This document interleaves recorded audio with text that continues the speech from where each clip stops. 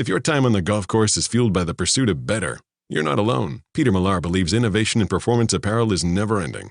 This season, Peter Millar has changed the game with UPF 50+ sun protection in their performance polos and sport shirts. Whether you're teeing up or heading to town, get ready for the height of summer with Peter Millar's lightweight sun protection apparel. Explore their sun protection styles today at petermillar.com. Enjoy free shipping, effortless returns, and a complimentary gift with your purchase at petermillar.com/Fox News. petermillar.com/Fox News. New concerns about the spread of COVID-19 forces one country to bring back its mask mandate. 10 days after Israelis were told they could ditch their face masks, there's a new order to pull them on again. Israel's government is concerned about the so-called Delta variant of the coronavirus, which is more contagious than others. The reimposing of the mask mandate requiring face coverings in most indoor settings comes despite a rapid rollout of vaccines. 55% of Israel's population is fully vaccinated. In London, Simon Owen, Fox News. The first cruise ship to set sail from the U.S. in 15 months will do so tomorrow from Fort Lauderdale, Florida. The Celebrity Edge has at least 95% of people on board vaccinated against COVID-19 in accordance with CDC guidance, and the ship will have reduced capacity. No change in overall consumer spending last month, though where people were spending did change. Americans were spending last month at the same pace as April when stimulus payments were still being distributed. Consumer spending was unchanged in May. Spending on autos, furniture, electronics, and building materials declined, while spending picked up at restaurants for clothing and health and beauty items. There's confirmation that as payments ran out, Americans were making less. Personal incomes declined 2% in May. Also, prices are higher than last year. The Federal Reserve's core inflation reading indicates prices in May were 3.4% higher. Join liberty-minded voluntarists, anarchists, and libertarians from June 28th through July 4th for ForkFest 2021 at Rogers Campground in the beautiful White Mountains of New Hampshire. ForkFest happens the week after the Porcupine Freedom Festival, and ForkFest is decentralized, which means no one is in charge. That also means there's no ticket cost. Just reserve your camping, RV site, or motel room with Rogers Campground for June 28th through July 4th. Where better to celebrate Independence Day than around other freedom-loving activists in the Shire? You can relax and enjoy the camaraderie of like-minded people, or you can create whatever experience or event you'd like others to have. If you're planning an event for ForkFest, be sure to let others know in advance. You can connect with fellow ForkFesters via the unofficial Telegram chat or the ForkFest forum. Links to those are on the unofficial website, forkfest.party. Mark your calendar for June 28th through July 4th, 2021. We'll see you at forkfest.party. I'd like to tell you about our newest innovations in helping to keep our communities safe. Problem Creation Policing. Problem Creation Policing, or PCP, is a way to get the entire community involved in maintaining a safe neighborhood. This is more than just a neighborhood watch. We plan to have officers on the ground, helping, aiding, and surveilling for illicit activities. You never know when you're going to find some young punk doing something illegal out in public. That's why we're going to have officers everywhere. You never know when they're going to pop up. So we want PCP in our homes, at our jobs, and in our schools. We want PCP everywhere. How can you get involved in PCP? Well, for starters, you can call your local authorities and ask them how you can get PCP. I'm Byron Kingsley from the Citizens Respecting the Authority of Police.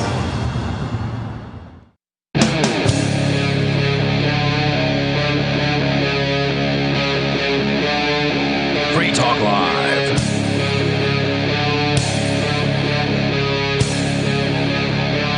F the police, F the FBI, and F the government in general. Absolutely. It's Free Talk Live. F as in Free Talk Live, obviously. Let's Free Talk Live these people into obsolescence. Just now, evidently, the federal government, the prosecutors, have filed an objection to Rich Paul, also known as Nobody's motion for the revocation of his detention order. Now, for those who aren't following any of this, and you've been living under a rock and you have no idea that there are 6 libertarians in New Hampshire who have been charged by the federal government with various white-collar crimes regarding cryptocurrency and alleged nonsense that I don't really want to get into. Rich Paul has been detained since March the 16th. That's 3 months and 8 days in jail for a nonviolent crime, for a white-collar nonviolent crime.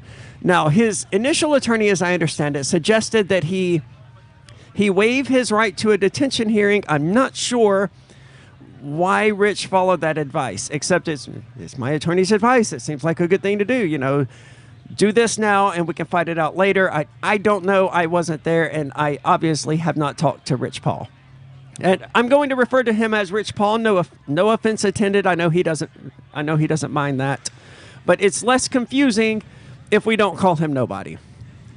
Nobody was one of the greatest moves. Like, changing your name legally to Nobody was one of the best moves ever and one of the worst moves ever. It did not have the impact that he expected it to have politically, but now we do have United States versus Nobody, and the mind screw of that is worth every aspect. Absolutely awesome. So much better than when he was just running for governor. Yes. So he was denied. He eventually did file for a hearing to undo the statement that he didn't want to have a detention hearing. I don't know exactly how all of that worked. I not having followed it very closely. And the magistrate denied his release.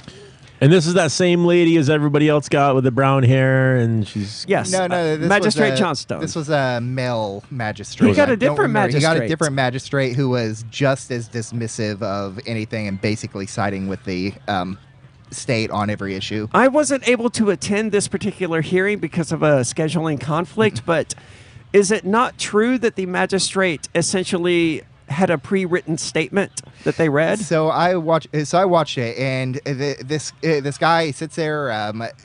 Rich testifies on his behalf. He's sitting there. He's nodding, acting like he's making notes and everything. And then when he finally gets to it and says, "Judge," he looks down at his computer. You can tell obviously because he's staring into a webcam, and he basically reads this statement that was obviously pre-written, prefabbed. So he had clearly reviewed what he saw and made his determination the day before and wrote it up. Or somebody gave him a script. Here's what to say, Judge. Oh, I wanted to, and he could. And the thing is he couldn't possibly weigh the evidence because right beforehand, Rich's lawyers, they were collecting character references from the community, and those were accidentally not filed. So immediately before they got that fixed, they filed them right there. Well, that happens when you have three freaking attorneys. I mean, there are too many attorneys on his particular case. Oh, yeah. So, but I mean, you can't even make the argument that the magistrate looked at the evidence and had a good idea of what they wanted because the evidence wasn't even there until this hearing. So they had just completely dismissed the argument, made up their minds. It was a foregone conclusion that he was getting denied when it happened. And that's frustrating. I mean, from what I've seen, the magistrates in this case, and for those who don't know how this federal court system worked, because I sure the hell didn't until, several months ago, and I still don't know. I'm still constantly emailing my attorney, who, by the way, is a public defender. That's by design. One of Rich's current attorneys, Anessa Santos, was slated to be my attorney. I fired her so that I could keep my public defender because he's that freaking good. He is on the ball. He responds to me within minutes of my emails, and he look, when I filed for contact with Ian on June the 4th, and it took a while for the judge to actually look into it, and he ended up kicking it down to the magistrate. The magistrate, Johnstone, didn't really look into what was happening before she requested a hearing. Within 30 minutes, my attorney had filed something else stating that, look, everyone assents, which is legal jargon for everyone agrees. Everyone agrees to these terms already. There's no point in having a hearing. Within half an hour of the magistrate filing her request for a hearing, he was online filing something on my behalf. I don't get that from the attorney that I hired to sue the city of Keene. That's impressive. He's a private attorney, this one I hired to sue Keene and Sununu. A full month went by before I heard anything back from this guy. But the public defender I have, he is on the ball. Nice. You don't hear that very often. No, and they don't call them public pretenders for nothing. No, and he 100% confident in his ability to represent me. He's 100% batting in my corner, and that was a deliberate decision to keep him as a public defender. Good on you. Good on him. But Rich Paul was denied bail by the magistrate based on 6 pre-recorded statements, and I got to say, Rich, he's generally smarter than this, but he's also exactly the type of person who would do this. I mean, this is the guy who, while going into the courthouse for a pot charge, confessed to the crime to the media on the court steps of the courthouse. So he is a very, very intelligent individual who makes some supremely bad decisions. Nobody in his right mind would do that. Well, and they did. And nobody is never in their right mind. That's Well, and correct. he might not have been completely. And he's 100% in control of what he does and highly intelligent. But they did lock the man up for 2 weeks without being able to talk to his attorney. It wasn't answering phone calls. They had him on solitary because he was on COVID quarantine while he was there.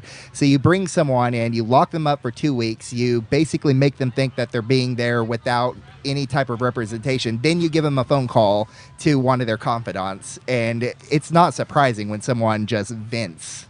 And I think that's what happened here. That makes a lot of sense.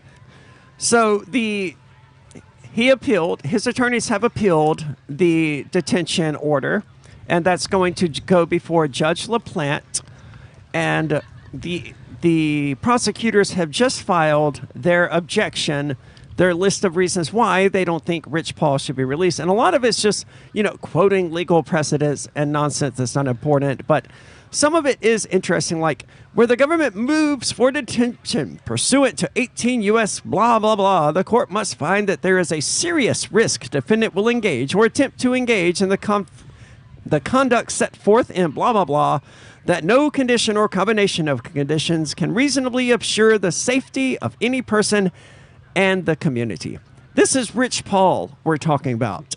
I have never known him to harm even a fly. He's basically a clown.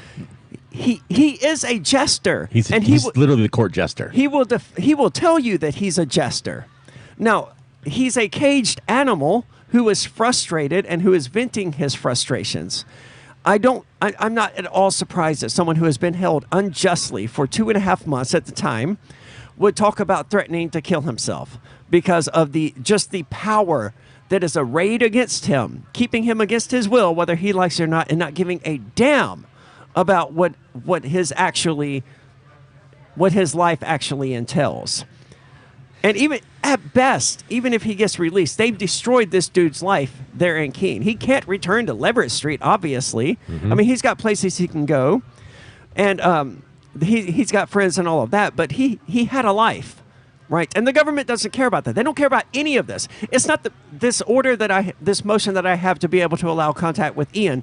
All the magistrate has to do is sign and date it. Right, that's it. My attorney wrote out exactly what she has to sign and date to make her life easier.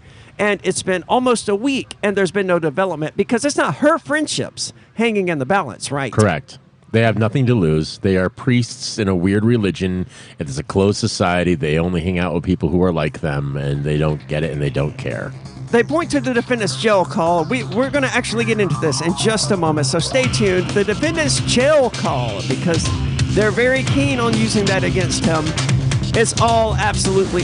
He does say some horrific things, but it is, again, freedom of speech, and everyone has the First Amendment right to say whatever they want, no matter how controversial it is. More coming up. It's Free Talk Live. The Terran Federation and the Terran League have been killing each other for decades. Sheltered, wealthy, and light years from the threat, the members of the 500 have no interest in changing that. When Rear Admiral Terrence Murphy is given governorship of a backwater system, a risk-free path to wealth and power is his for the taking. But Murphy is a man of honor, duty, and responsibility. He intends to stop the killing, whatever the cost. Governor, by David Weber and Richard Fox, from BaneBooks.com.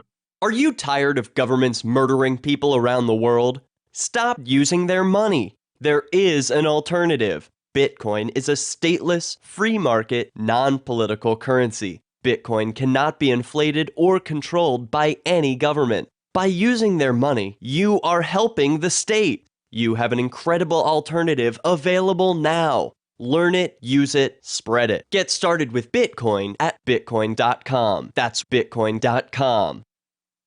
Do you feel like your nation, state, or community no longer holds your values? Have you dreamt of a place where people agree that liberty is important and are free to pursue their projects so long as they respect the property of others? There are many people just like you that are discovering freeprivatecities.com. Their social media links are at the upper right of the page at freeprivatecities.com. All skill levels will be needed when the first of the Free Private Cities opens. It's sooner than you think. Stop arguing and build. freeprivatecities.com. Some of you asked, and now we've delivered. LRN.FM's live Keene, New Hampshire studio shows are now streamed in HD on Twitch. Visit our channel at twitch.lrn.fm and give it a follow. If you have Amazon Prime, you get one free subscription on Twitch. If you use it on our channel, Twitch will give LRN.FM a monthly piece of your Prime subscription cost. So please watch, follow, share, and subscribe to twitch.lrn.fm. That's twitch.lrn.fm.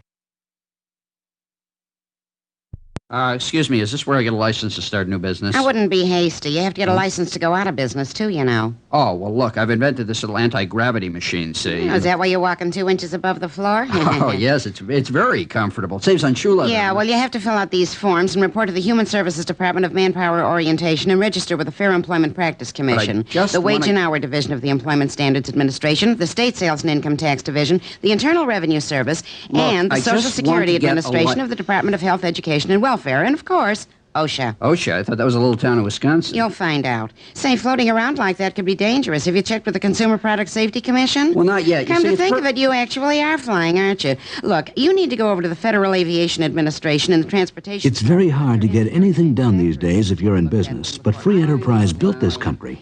Think what could happen if we don't keep it free. A public service of this station and the Center for the Defense of Free Enterprise, Bellevue, Washington. We just can't have people floating about unregulated, you know. If you want to know the latest about Free Talk Live before we go on the air, all you need to decide is how you want it delivered. It's your choice. Visit news.freetalklive.com to receive our usually weekly news updates by email. Plus, we have a Twitter account at twitter.freetalklive.com, and you can follow us on the decentralized Mastodon platform at toot.freetalklive.com. So please follow us at toot.freetalklive.com and sign up for our emails at news.freetalklive.com. Breaking weather news. Belize is sunny and around 82 degrees every day this week. What's the forecast for your life? If current politics and economic prospects are cramping your freedom, escape to the tropics. ECI Development has affordable second homes for you to own or rent in Belize and other tropical countries. Places with stable governments and growing economies. Secure your freedom now. To find out more, send an email to ftl@ecidevelopment.com. You can stick it to the man and big tech. Join our FTL social mastodon at social.freetalklive.com.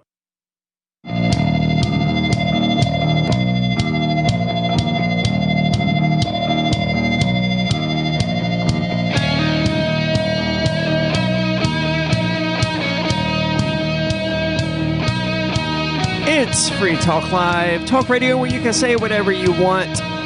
What in the hell does Cantwell have to do with Rich Paul? Evidently, they're just citing... I don't know what's going on here. It's all very confusing. De novo review, however, which is essentially... I don't know. It's basically requesting a new hearing. Mark tried to explain it to me at one point, and it's all very confusing. It does not require a district judge to reinvent the wheel if the magistrate judge has carefully and correctly analyzed the detention question in a written decision. No purpose is served by attempting to creatively rephrase the magistrate judge's analysis. And that comes from, strangely enough, United States versus Cantwell. And this is what the federal government does. They take an unsympathetic figure like a Nazi and they just railroad them. And it allows them to set all sorts of precedent that they can then use against peaceful activists, such as Rich Paul. We were talking about this with someone on yesterday's show about how, you know, they go after companies that are unsympathetic like Monsanto and they hit them with all of these fines, but all of these precedents get set and then they get turned around and used against little people. And that's exactly what we're seeing here. Oh, we don't stand up for the rights of people we disagree with. We don't stand up for the rights of ourselves. I can't see anything more clearly than that. Exactly that right here. The Apple decryption case was a prime example of this. So there is this case where we had these two terrorists shoot up a church. One of those mass shooting deals, I don't remember the exact bit, and they were trying to force Apple to decrypt their iPhones. And they had obviously waited until you had a case where these terrorists had clearly murdered a bunch of people to go after this case to get precedent, because if they didn't get precedent by getting extremely unsympathetic figures to decrypt their iPhone, then they would not have got it, because it's such a blatant violation. As soon as that was granted, hundreds and hundreds of these decryption orders were filed all across the country trying to cite that as precedent, and it's just a classic move in the government. You give them an inch, they take 10 miles. That's exactly it. Give them nothing. And they'll not only wait till they get an unsympathetic defendant, they'll wait till they get an unsympathetic defendant who has a public defender who can't afford to win that outstanding precedent. So they'll find someone who everyone hates and they can't afford a good lawyer. They'll beat them, and then for everyone else, they'll come back and they'll cite that case as precedent and get their way. It's definitely a dirty tactic. You know, the fact that they're using something that a precedent that they set against Christopher Cantwell to target someone who literally opposed Christopher Cantwell and everything that he stood for is absolutely horrific. This is why I fought for the right of Christopher Cantwell to be able to speak his mind freely. Even though it made me supremely unpopular because I was running for sheriff at the time. You know, international attention, I'm over here, #free Cantwell. Because these precedents that get set ultimately get used against people like Rich Paul. So they point to his phone calls, during one of which the defendant, Rich Paul, complained about, quote, his corrupt attorney, let's put it that way, and stated that he needs to die. Well, that's not a threat. Saying that someone needs to die is not a threat. I mean, it's just saying that the world would be a better place if that person was no longer alive. It's not a call to action, which would make it a threat. It's just a statement of opinion. And opinions, no matter how controversial, are protected by one's First Amendment right to free speech. He went on to complain about the evil, let's go with people, who run the system. Well, he's right. The system is evil, and the people who run it are evil. They don't mean to be evil, and that's what makes them so much more evil, right? It makes them dangerous. They think they're the good guys. They do think they're the good guys. My supervisory officer, as polite as she is, as kind as she is, as willing to work with me as she is, she's still upholding an immoral system that is trying to put me in prison for at minimum 10 years, and it's trying to put my friends in prison for potential life sentences when there are no victims as a result of their actions. I don't know about you, but I don't know how to characterize an institution that does that sort of thing in any other way except evil. Anyone working for this system is evil. I couldn't unload a .50 caliber into all of their heads or anything. There was nothing I could have done to stop it, he says. Now, for context, that was the person he was on the phone talking about what they were saying to the cops who were raiding everything. So that wasn't Rich that said that. That was this person outside of the raid telling Rich about it.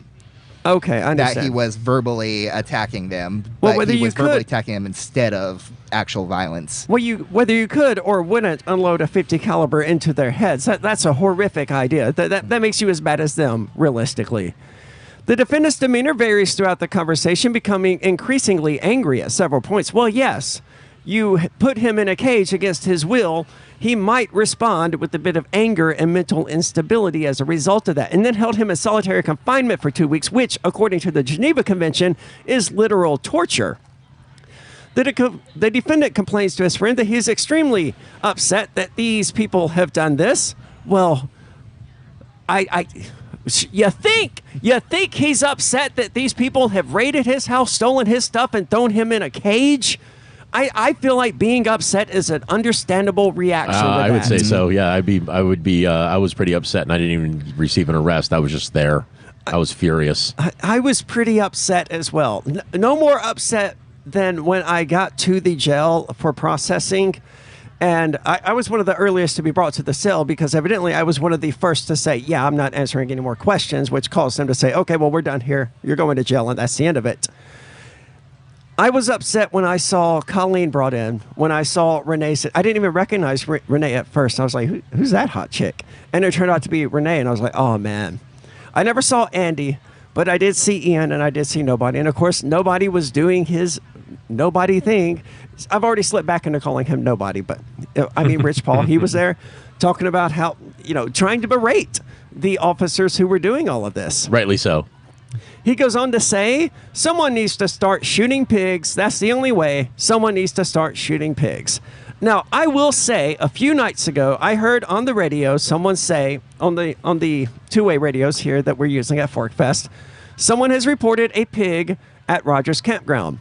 Well, this is New Hampshire, and there are actual farmers here. It took me several minutes to realize that they meant a cop. I thought they were talking about one of these idiots brought a pig and it got loose, right? He says, I'm not scared of going to prison. I'll just get some heroin and kill myself. If I die, I die. It's time for the boogaloo. That's how this thing ends when we end this government. Rich has been an advocate of this sort of thing for several months at least. I mean, he's steadily been escalating his animosity toward the government. I won't deny that. But words aren't threats. Words aren't weapons. Words are not a call to arms. I mean, he can have his opinions all he wants. If he thinks a violent revolution is necessary, then that's just what he thinks. That's his opinion, and that's protected by the First Amendment. As long as he doesn't go out and do anything, so there's no reason whatsoever to think that he will, it's no reason whatsoever to hold him. So looking further into this, it's mostly just the government repeating exactly what they said at the last hearing and in the last appeal, saying, oh, he's an evil person, he wants the boogaloo, he wants to shoot cops, none of which is actually true if you've ever met Rich Paul. More coming up here from Forkfest. Stay tuned, it's Free Talk Live.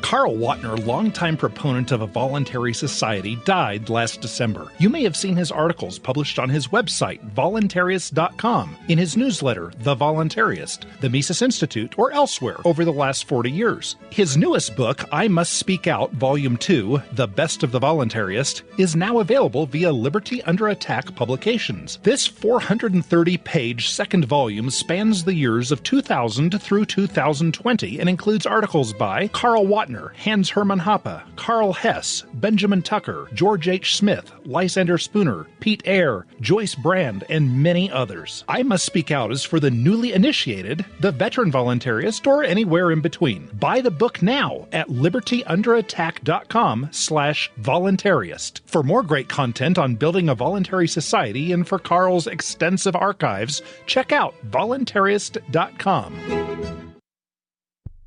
Why did you move to the Shire? I moved here to the Shire because there's other people around who take liberty just as seriously as I do. I moved to the Shire because I saw videos of people challenging authority and thought that I could get support myself. It called to me, like, do this, right now. I wanted to be around people like me who got it, and once I got here, I knew there was nowhere else that I wanted to be. I've always wanted to change the world, so I moved to the Shire to join people who were actually working towards doing the same thing. The people here are awesome, loving, and positive. It was for the adventure and for the feeling of something important is happening here, and I just wanted to come to sort of be part of that. Visit ShireSociety.com to read and sign the Shire Society Declaration and learn the reasons why, if you love liberty, you should immigrate to the Shire. Plus, connect with others via the forum at ShireSociety.com. That's ShireSociety.com. After a devastating war, the alien visitors were driven back, and their willing human collaborators were left behind to face the music. When Emma Jean Anderson's ex-lover brings her from prison, Nathan Foster and his 14-year-old nephew Ben are tasked with bringing the pair to justice. An easy enough job until they discover something is inside Emma Jean, and the fate of the planet hangs in the balance. The Family Business by Mike Coopery from BaneBooks.com. The LRN.FM social media channels have been revamped. We've eliminated Facebook and focused on other platforms like Twitter and Mastodon, the decentralized alternative to Twitter. On our accounts, you'll find posts from multiple LRN.FM show hosts together in one place. Follow us on Twitter at twitter.lrn.fm, or better yet, move to the decentralized Mastodon social media platform at toot.lrn.fm, toot.lrn.fm. I think you'll like it. So the protection of life, liberty, and property is what the Free State Project is all about. But it's an effort to move 20,000 people who understand. It's about demonstrating to the entire country that, yeah, we can have a free market, a truly free market. Making it just a freer, great place to live. It's the world's largest voluntarist libertarian community, and it's only getting bigger. That's amazing, to be able to move to a place where other people passionately believe in being free and independent. What the Free State Project is managing to do, though, is to put their money where their mouth is. It's physically getting up across the country and saying, let's go someplace and let's demonstrate the power of these ideas. There's a lot of kind of philosophy that surrounds liberty. There's a lot of thinking about it and talking about it. But here in New Hampshire, people are doing it. 101 Reasons Liberty Lives in New Hampshire, a documentary by Free State Project early movers. Watch it free at 101reasonsfilm.com. 101reasonsfilm.com.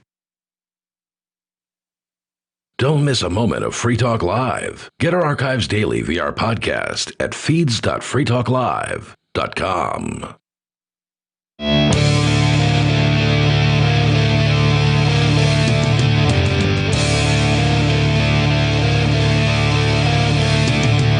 It's Free Talk Live, broadcast from Rogers Campground.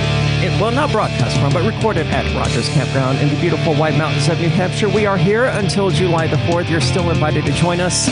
Of course, the Porcupine Freedom Festival is sold out, but Fork Fest will continue on until July the 4th of this year. And we're going to be here the entire time. It's a great time. It's a beautiful day.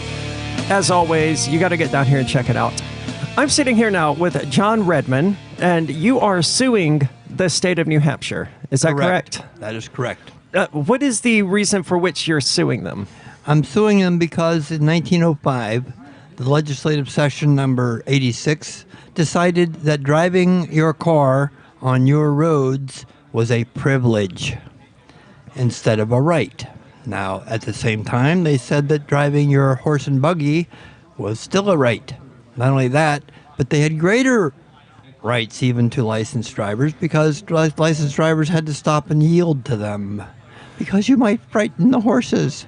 So in the state of New Hampshire, it's considered a right to travel by horse and buggy, but not a right to travel in a vehicle, in an automobile? What they call a vehicle, what we call an automobile, but yes, an automobile or a motorcycle.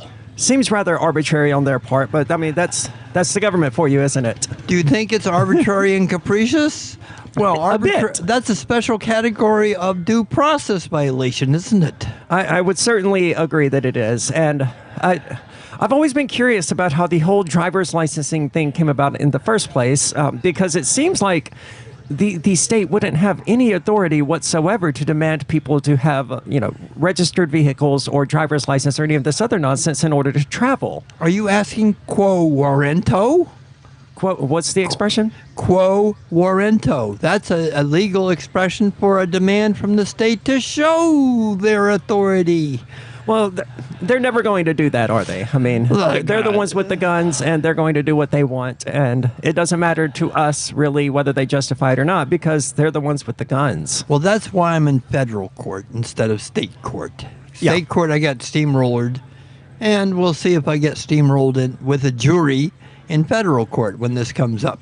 So what is going on that you have in federal court? I filed a Rule 57 and Rule 38 lawsuit against the state of New Hampshire and its governor. Okay. Yes. And have you taken any of this to trial anywhere yet, or have any suits that you've had against New Hampshire gone to trial anywhere? I've never taken a suit against New Hampshire. I've just fought against citations for driving after revecation. Okay, so they revoked your driver's license. You said, screw it, I'm going to continue to drive because you're a human being who lives in the year 2000, who lives in the 21st century where automobiles are required for one to get around. They are necessary, but they've always been necessary because it's our opinion whether it's necessary, not the state's. I would agree entirely. It's fascinating to me that they use their quote their roads as justification for this sort of nonsense. That no, you can drive if you want, but you can't drive on public roads without a properly registered vehicle and a proper driver's license. It's like, but these aren't your roads. But they are the state owns nothing except its name. Well, the state tries to own everything. Well, they say they do. I agree. But in fact, all public property is owned by the public. It would be nice if the government actually treated it that way, but I mean, they don't. And it's appalling when I have these discussions with people about this, quote, public property, how the government can just say, oh, no, you can't you can't go on this public property. But then whose is it? Well, they when they really do that, they're saying this is state property. Yes. This isn't the same as public property because, public parks are public property, but we're still going to tell you that you have to leave by 9. Yeah. I mean, in the real world, the way it works is there's private property owned by the people, or individuals, and then there's state property owned by the government. And they call it public property as a way of pulling the wool over our eyes so that we don't notice that, they've claimed almost every acre of land in the continent.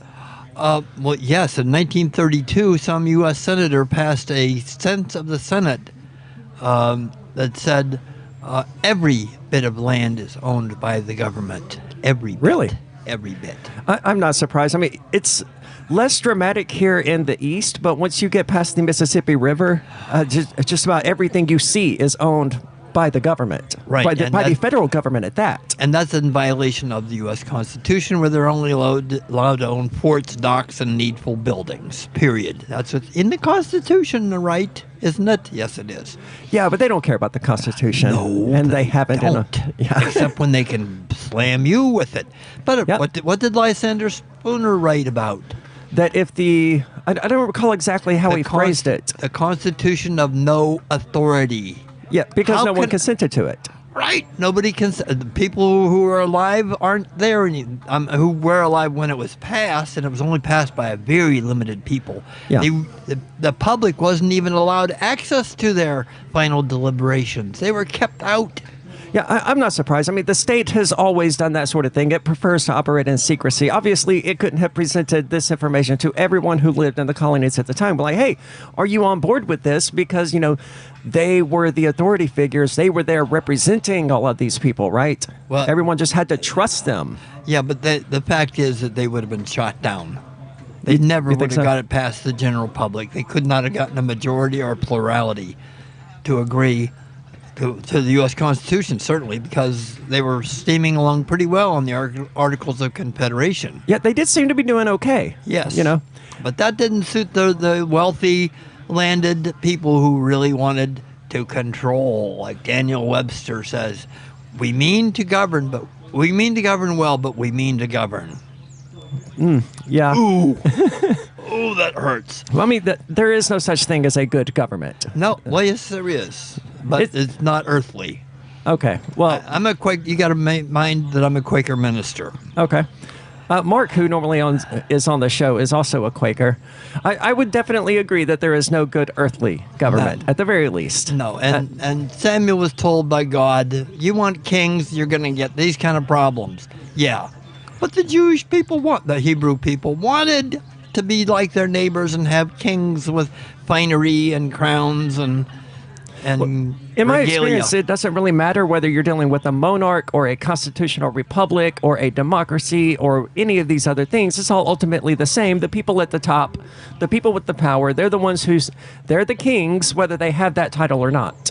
Absolutely. That's correct. And they wrapped their entire system in this religious trapping that calls it's just a mirroring of the divine right to rule. People look up to the state with its flags and its symbols and its idolatry, and they worship the government. I'm currently tied up in a case with the federal government, and I submitted a thing through my attorney, and the government characterized it as a, quote, prayer for relief. Well, yes, it is. But it isn't. I didn't pray to them. No. I realize that that's the jargon that they use. Jargon, yes. But the jargon they use is religious in nature. And it just goes to show how religious their organization really is, that a motion against them would be characterized as a prayer for relief. Or you can put it the other way. Prayer is stolen by religion when it really is a secular term.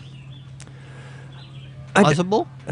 I don't know the etymology of the word prayer, but I know that in common vernacular, it's religious in nature. I know that. I mean, but it's meant people for steal back and forth. Yeah, but it's meant for a being of worship or something along those lines, or an entity of worship. Right. And I don't worship the state. But most Americans do. Most people on the planet do. I pledge allegiance to the flag of the... But I don't. I don't. And there's nothing they can do to make me because I'm not part of their religious system. You know, they want to force me to be part of their religious system, but I don't. They do it by assumption. They didn't do it by consultation. If you take a look at the very curious instrument called the Constitution of the State of New Hampshire, there are 2 articles in there which say, by consent, unless it's by a majority of the legislature. So what Lucy holds the football out to be kicked, she jerks back by saying the consent of the legislature is good enough. We don't need your consent. Well, John Redmond, thank you so much for joining us today. People can read more about him at John. I'm not going to be able to. I'll put it on the website. Check it out. This is Free Talk Live. More coming up. Stay tuned. We are here at Fork Fest until July the 4th.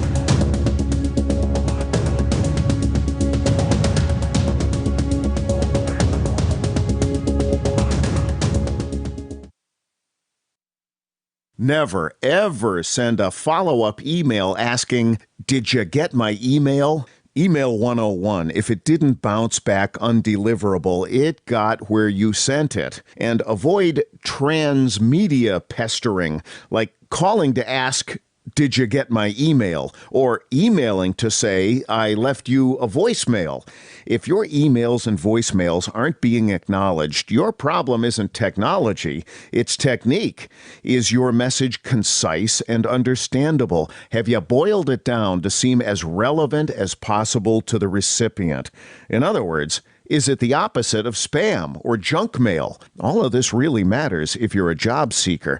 But even if you're not, with money and attention so scarce now, effective communication skills have never been more important. For more tips, hit survivalspeech.com. I'm Holland Cook. There are lots of ways to listen to Free Talk Live. Our podcast has been around since podcasts began, and now the FTL feed is loaded with content besides our full show archives. Did you know that we make it easy for you to customize your podcast subscriptions? We have different feeds, one that includes only our full shows, one with just the Daily Digest, and our main feed that includes everything. You decide what you listen to. It's quick and easy to customize your feeds at feeds.freetalklive.com. That's feeds.freetalklive.com.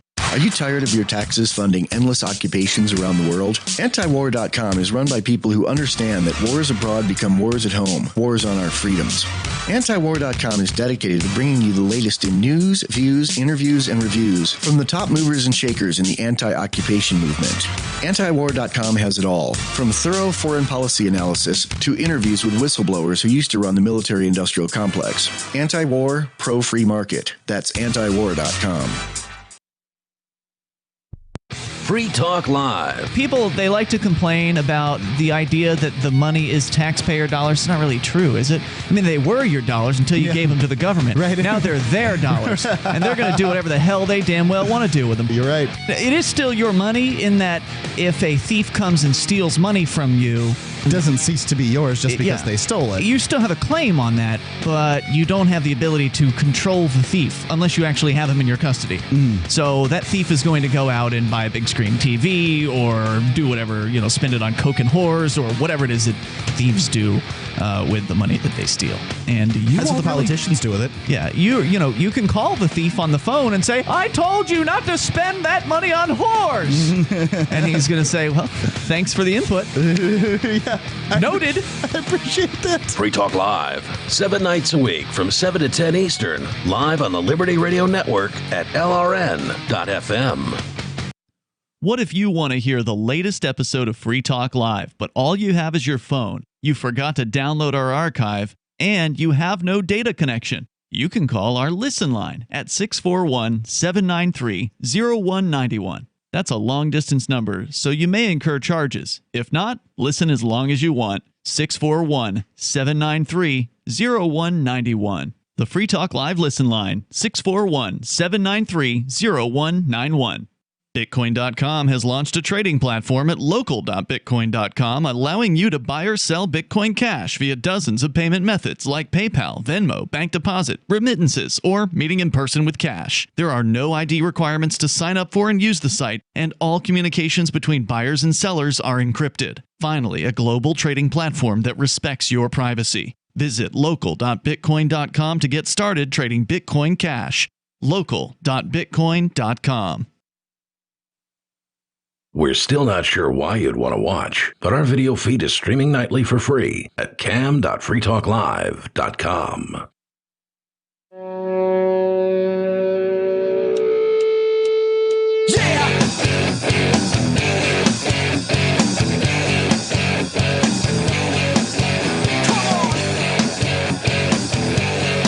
It is Free Talk Live from Rogers Campground here at ForkFest 2021. I gotta say, I've been saying we're gonna be here through July the 4th, but things change, and the magistrate has finally signed the order allowing me to have contact with Ian. At long last, you're allowed to do what you are required by law to do. 3 weeks ago, as of today, my attorney filed the motion to allow contact, and it's finally done.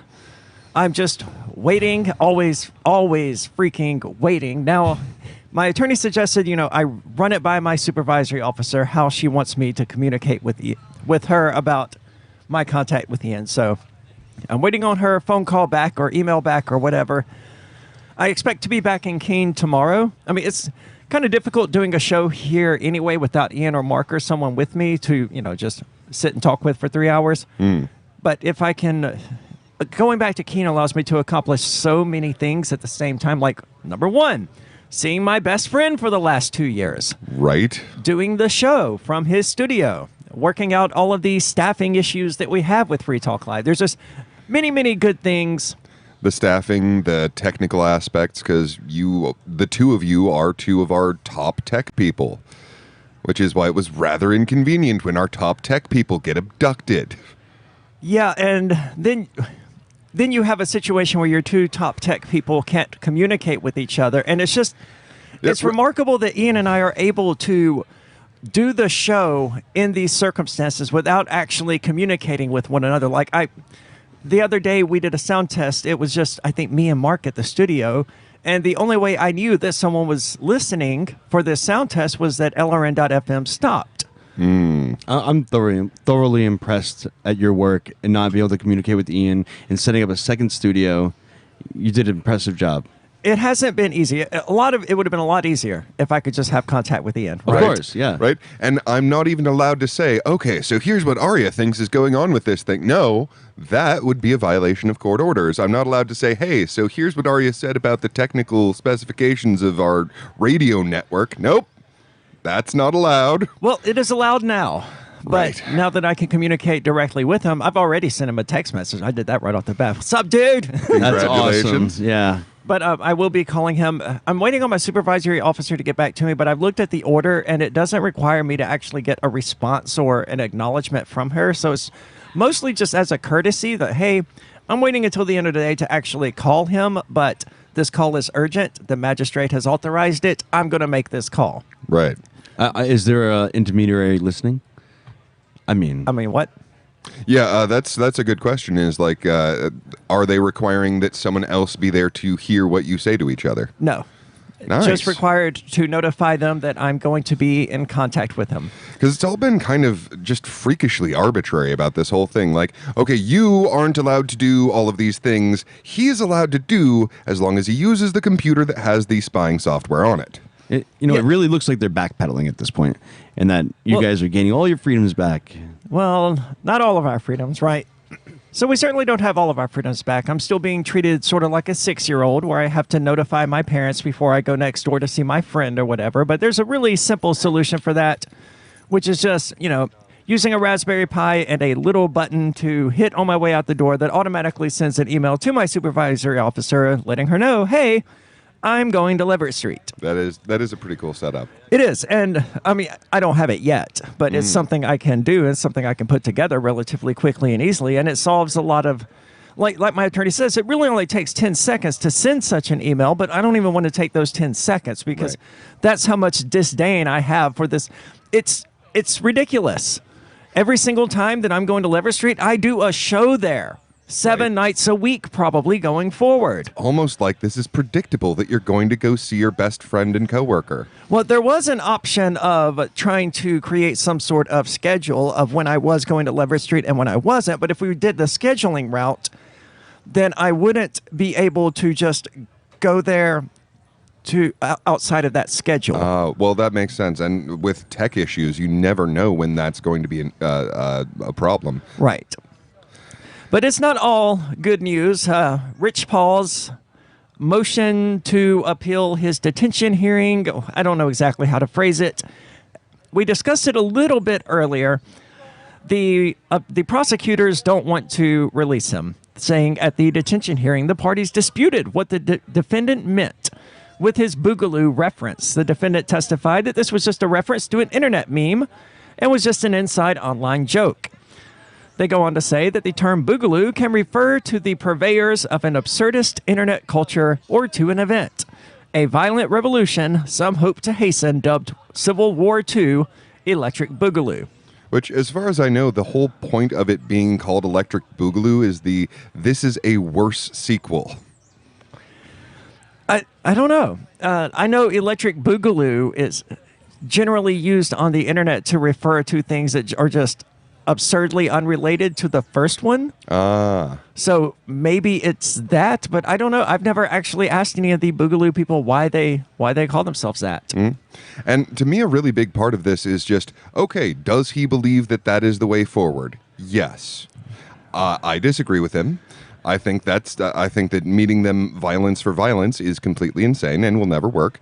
But now, I agree does he entirely, and it's dumb as hell to say this on a line that you know is recorded by the people that you say it's time to shoot. The man has no filters. I don't know how he manages to suppress his curse bladder when he gets in front of FCC regulated radio equipment, but. It is amazing. I mean, we got to keep in mind, this is the same guy who stood on the steps of the courthouse while facing some sort of drug charge and basically confessed to the crime as he went in to the media. He confessed to the crime. So he does have a mouth on him. Oh, yeah. They go on to say, outside of this call, when the defendant's violent rhetoric about killing police officers, calling for the death of his attorney, which he didn't call for the death of his attorney. He says he needs to die, which is a statement of opinion, not a call to action. Right. That is exactly the difference here. A statement of opinion. These are all statements of opinion. He thinks that the Boogaloo needs to happen. That's his opinion. Is it a call for action? No. Like, there's not even anyone to call for action on this, and he's not doing that even if there was. They point out all of these things demonstrate a serious risk that he would obstruct justice or threaten, injure, or intimidate law enforcement witnesses if he were released. Now, how timid and meek and afraid are law enforcement witnesses if they're scared of the 60-year-old hobo? That is a good question. How can they be intimidated by him? You have a 60-year-old hobo who you know for a fact is completely unarmed, and he is somehow intimidating to a well-armed mafia that has backup the likes of which we can scarcely imagine. Well, we saw what sort of capabilities they have when they, did what they did at Leverett Street, where they flew in drones and drove a freaking Bearcat through the front door. Yeah, the battering ram that could have been a phone call, yeah. The people who did that are scared of Rich Paul. Which is just patently absurd. I mean, it's rhetoric. Yes, he says lots of stuff. He talks a lot of S. That's kind of his thing. Does he do anything? No. Does he call for others to do anything? No. Does he say, I think that this should happen? Sure. He's entitled to that opinion. Yeah, he's entitled to the opinion. Even if it's wrong. Yeah, even if it's wrong. He's entitled to the opinion that his court-appointed lawyer should die. Well, he didn't even say should. Well, he said needs to die. Yeah, needs to die. Which is probably a little stronger than should. Well, it's technically a statement of fact. I mean, we all need to die eventually. Oh, okay, fair point. Sure. At the hearing, the defendant testified he had a public Twitter account at Nobody for Governor, where 6 days before he was arrested, he posted a call for using guillotines on government officials. Now, here's the exact tweet. Somehow the government thinks that weed is dangerous, but prison is safe. Where are the guillotines? That doesn't sound like a call for using guillotine on government officials. I mean, it strongly implies it, sure, but it's, again, not a call to action. Yeah, it's called It's a question. Rhetoric. It's called, like, you're making a point. You're saying this is insane, and you're referencing the historical method for this has been to, say, kill the royal family of France. Well, and as we saw with that, when the French Revolution did that, it didn't work ended real badly well. for the people of France. Yes, it did. Yeah, which is among the reasons why I don't recommend this sort of tactic for ensuring peace and justice.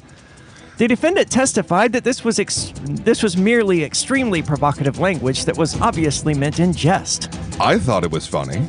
I did too. They then point to the gallows with a noose that was erected in front of the Capitol, which has nothing to do with this. It really doesn't. I mean, that's not even a guillotine. They put a picture into a court document. It's crazy. More coming up. Stay tuned. This is Free Talk Live. After a devastating war, the alien visitors were driven back, and their willing human collaborators were left behind to face the music.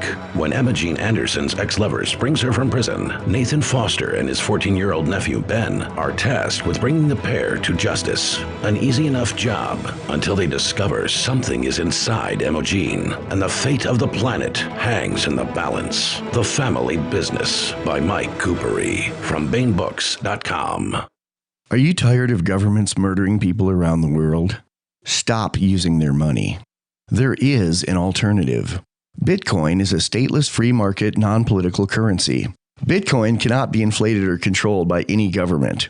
By using their money, you are helping the state. Stop doing it. You have an incredible alternative available now. Learn it, use it, spread it.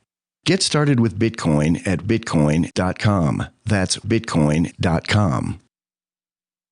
I'm a little obsessed with My Magic Mud. Several years ago, I met Jessica Armand, the founder and CEO of My Magic Mud, and I didn't even know my teeth were coffee stained. A week's worth of use convinced me, and now I use it every 3 or 4 days. It's clinically proven to whiten teeth, and I think it cleans better too. My Magic Mud's available at most local health food stores, Sprouts, Natural Grocers, CVS, Walmart's Natural Beauty Aisle, but I can get it for you for 20% off with coupon code FTL20 at mymagicmud.com. FTL20 mymagicmud.com. Tired of cancel culture? Sick of mega tech corporations holding an axe over your head? Join the LRN.FM Matrix chat server. It's self-hosted, so no one else can tell us what to do or say. Don't like the existing channels? You can make your own. You can even connect into some of our channels from other Matrix servers. It's federated. For the full LRN.FM Matrix experience, though, you should join our server via the step-by-step instructions at chat.lrn.fm.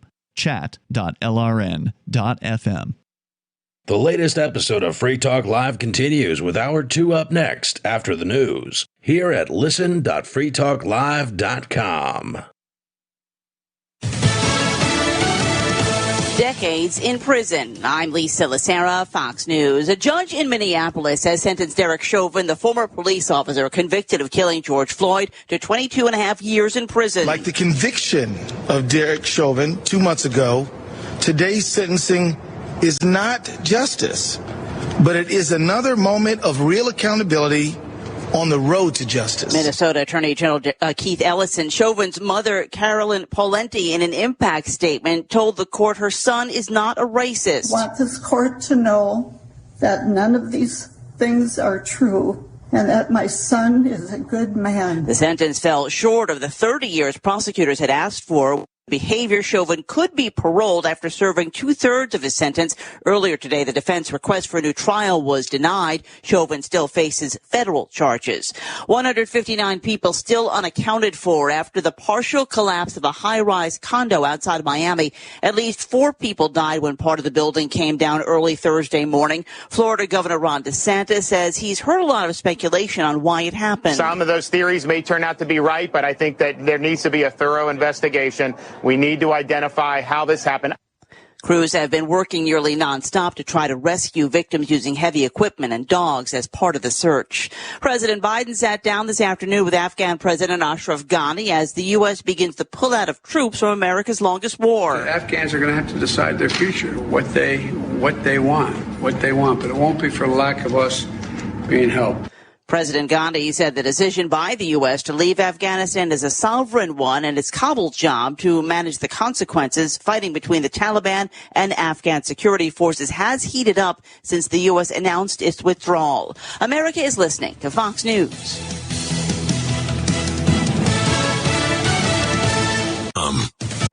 School's out for summer! But if your business is running QuickBooks, you'll never get a break. NetSuite by Oracle is the #1 cloud financial system, no matter how big your business grows. With visibility and control of your financials, inventory, HR, e-commerce, and more, NetSuite is everything you need to grow, all in one place. NetSuite is offering a one-of-a-kind financing program to those ready to graduate. Head to netsuite.com/Fox right now. netsuite.com/Fox. Former Vice President Mike Pence is defending his role in certifying the presidential election results. Former Vice President Mike Pence has some words for those who insist he could have overturned the results of the 2020 election. Speaking at the Reagan Presidential Library yesterday, he said the Constitution doesn't give the VP that power. There's almost no idea more un-American than the notion that any one person could choose the American president. The presidency belongs to the American people and the American people alone. During the certification on January 6th, the mob of Trump supporters stormed the Capitol, some chanting, "Hang Mike Pence." President Joe Biden won the Electoral College on a 306 to 232 vote. Tanya J. Powers, Fox News. Britney Spears has taken to social media as she fights to end conservatorship over her money and personal life. Spears took to Instagram to explain why she hid her pain. She said, "I apologize for pretending like I've been okay the past 2 years. I did it because of my pride, and I was embarrassed to share what had happened to me. But honestly, who doesn't want to capture their Instagram in a fun light?" She continued that being on social media has helped her, and she shared a quote from Albert Einstein that read, "If you want your children to be intelligent, read them fairy tales. If you want them to be more intelligent, read them more fairy tales." Michelle Polino, Fox News. Virgin Galactic has gotten the approval of the federal government to take paying customers into space. The company is working towards the 3 more test. Hi, I'm Derek J. I don't want a politician to represent me. To me, government is the idea that one group of people can coerce everyone to comply with an edict or face increasing punishments up to and including death. Despite perhaps the most noble of intentions, the best government services are a far cry from what could be provided for by voluntary interactions. Besides, the people who call themselves the government wage wars and put peaceful people in jail for crimes involving no victims. If Starbucks used some of its money to drop bombs, I wouldn't shop there.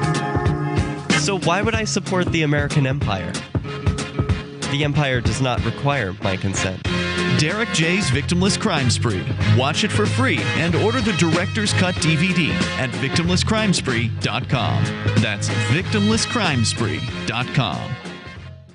Saying that a few images of displaced refugees would probably do the trick, Americans admitted this week that they could probably be talked into another war. Citizens nationwide told reporters that if they were to see a blurry satellite image of potential nuclear weapons or footage of an evil militant group, they could easily see themselves getting on board with another major military effort. I'm not saying I'd be gung-ho about it right away, but if they called it something like a concentrated military operation or something other than war at first, I could see myself warming up to the idea. Honestly, just hearing a top official on TV say something like patriotic duty might clinch it. And in this week's op-ed pages, an area man finds it's just his luck to lose thousands at the blackjack tables every night for the past few weeks. In other news, a senator tries submitting a rejected bill to the Canadian Parliament. What mom would have wanted is evolving over the course of funeral planning, and a new report finds you're actually saving money with a Franklin Skate Center roller rink membership. This is the Onion News Network.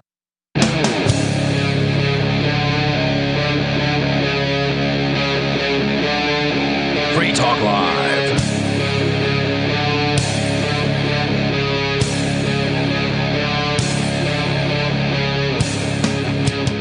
It It is Free Talk Live, coming at you from Fork Fest 2021, or as I'm calling it lately, the Freedom Festival, which sort of encapsulates both the Porcupine Freedom Festival and Fork Fest, and it's easier to say, and it's a bit simpler.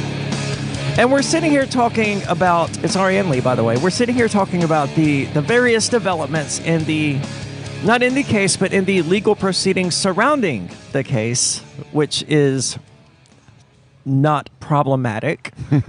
Right? Like, none of us are allowed to discuss the case, but we're not discussing the case. We're discussing the legal mumbo-jumbo related to the case. Yeah. What we are discussing right now is this publicly available document that anyone can go on to Court Listener and download the PDF themselves and read. And so that's exactly what I've done. And yeah, this is crazy. This is wild. It is. But before we get back into it, I want to say thank you to CleoCat and Monmess, both of whom are gold level amplifiers. This means they choose to give $10 per month to the AMP program. You can find out more about it at amp.freetalklive.com. It stands for Advertise, Market, and Promote. And we don't ask $10 per month. All we ask for you to join the program, which involves a number of cool little perks like an AMP-only Facebook group, an AMP-only chat room on the Matrix server, some other cool stuff like that. It's $5 per month. It's money that we use strictly to advertise, market, and promote Free Talk Live. Hence the name of the program, amp.freetalklive.com. CleoCat and Monmess, thank you so much for your contributions. It sucks. You know, Rich Paul, I alternate between the two. I try to call him Rich Paul because it's significantly less confusing for people who are listening when I say something like, nobody is still in jail. Right. It requires some context. If only what that usually means in our language were true. Yes. It becomes very confusing very quickly to have a human being called nobody to whom you are referring. The government doesn't want to let him out, which is strange to me. I mean, only 2 people were actually sought to be held by the prosecutors. Right. Or, as they call themselves, the government. The sophisticated criminal mastermind. Yeah. Ian freaking Freeman and Rich Paul. Yeah. The criminal masterminds here. And like they're talking about, they're a threat. They're a threat to people. Like, seriously, if I had to pick of all of the people that are just least likely to be a threat to people, I mean, at the very top of the list would be Ian Freeman. Sure. I mean, I would say all of the Crypto 6 are probably the least likely to be a threat to anyone. And Rich Paul is a 60-year-old hippie. Yeah. I mean, seriously. So the prosecutors here included a picture of the gallows in front of the Capitol building. You got to remember, they filed this in a federal courtroom, a random picture taken from the Capitol of a gallows. Don't these people have formatting standards? Literally every single legal document that I have ever laid eyes upon, it had white background, black text, very specific format, and all of a sudden this one's like, and here's a screen cap of a tweet, and here's a picture from the January 6th thing. And I actually know exactly what involvement he had with the January 6th thing. Yeah, absolutely. Zero. None. They go on to say, on the same day, a guillotine was set up out front of the Arizona State Capitol in Phoenix. In light of these recent events, the defendant's calls for a guillotine are not as obviously in jest as he claims. When taken in context with the defendant's statements on the jail call less than a week later, the evidence is clear that the defendant poses a serious risk of obstructing justice or threatening, injuring, or intimidating potential law enforcement witnesses. Right. Yes, the 60-year-old hippie is going to intimidate the people who flew a freaking drone through the window at Leverett Street. Yeah, I think they might have I am also backward. scared of 4-year-old kids. They absolutely terrify me. They are a threat to my existence, and they could intimidate me into lying to the jury. Although, obviously, that's farcical. In addition to finding that there is a serious risk that the defendant will engage or attempt to engage in the conduct set forth in some gigantically long list of legal precedent, the court must also find that, quote, no condition or combination of conditions set forth in blah, blah, blah will reasonably assure the safety of any other person and the community. In common parlance, dangerousness to the community and obstruction of justice may not be separate and distinct categories, where there is a serious risk that the defendant, if released, would obstruct justice or intimidate witnesses. It could, in ordinary speech, God, I hate legal documents. Yeah, legalese is an awful, awful, awful, awful language. It is, and this isn't even the worst of the ones I've seen. I mean, this was clearly filed by someone who wanted it to at least be mildly understandable. Yeah, well, so one thing that is really, really jarring for me when I'm reading this is that the prosecution refers to itself as the government. Yes, they do. Well, okay, isn't that kind of assuming the point? Like, okay, wait a second, who are you arguing with here? I thought you were talking to the judge, and the judge is not only the government, but higher than you in the government. This is something that I've repeatedly had to argue with my attorney about. Like, I realize it's just how they work to refer to the prosecutors as the government and the judge as the court, but they're all the government. Yeah. They are all on the same team. Did my social studies teacher lie to me? Do we not have 3 branches of government? We do, but they're all still government, right? Right. The court, it's one of the 3 branches of government. And also, the prosecution is part of the court.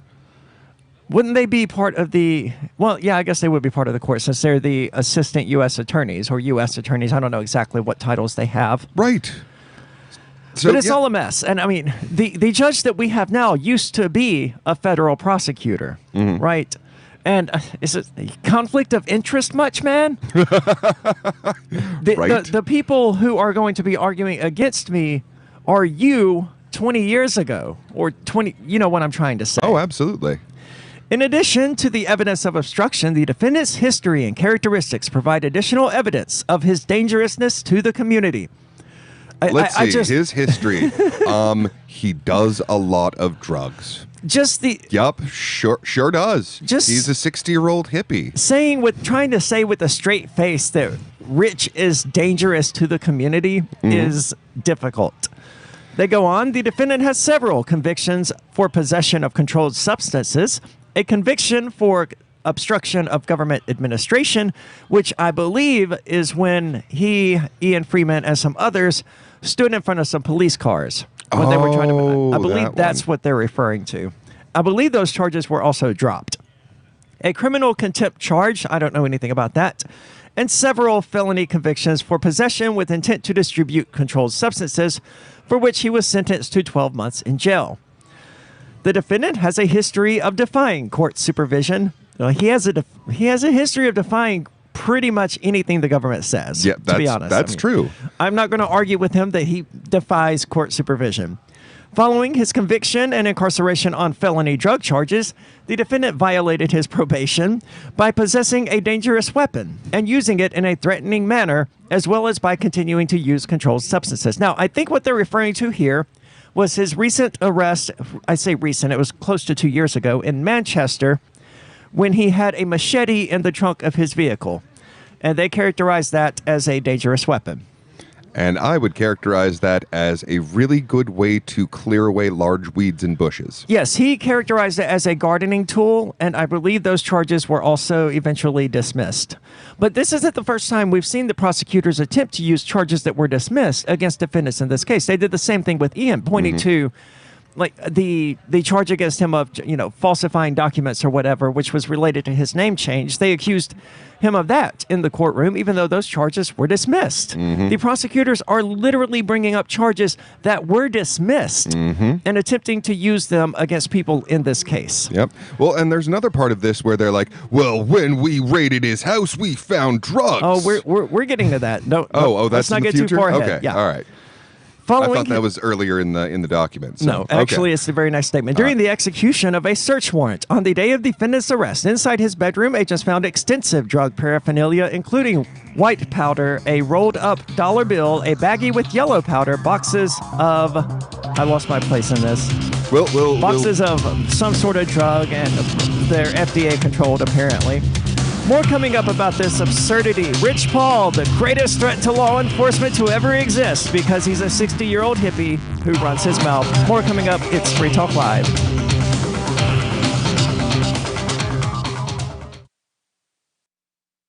Do you feel like your nation, state, or community no longer holds your values? Have you dreamt of a place where people agree that liberty is important and are free to pursue their projects so long as they respect the property of others? There are many people just like you that are discovering freeprivatecities.com. Their social media links are at the upper right of the page at freeprivatecities.com.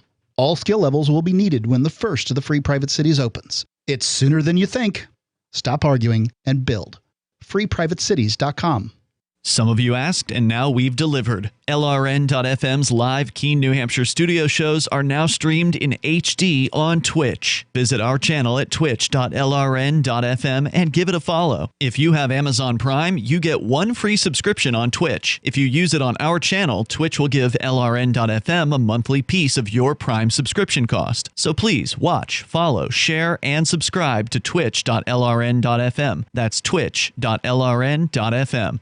A newly recruited search and rescue officer, Marshall Hunter was resigned to a life of rescuing wayward spacefarers and derelict satellites. But when a billionaire couple goes missing, his own ship is disabled during the rescue.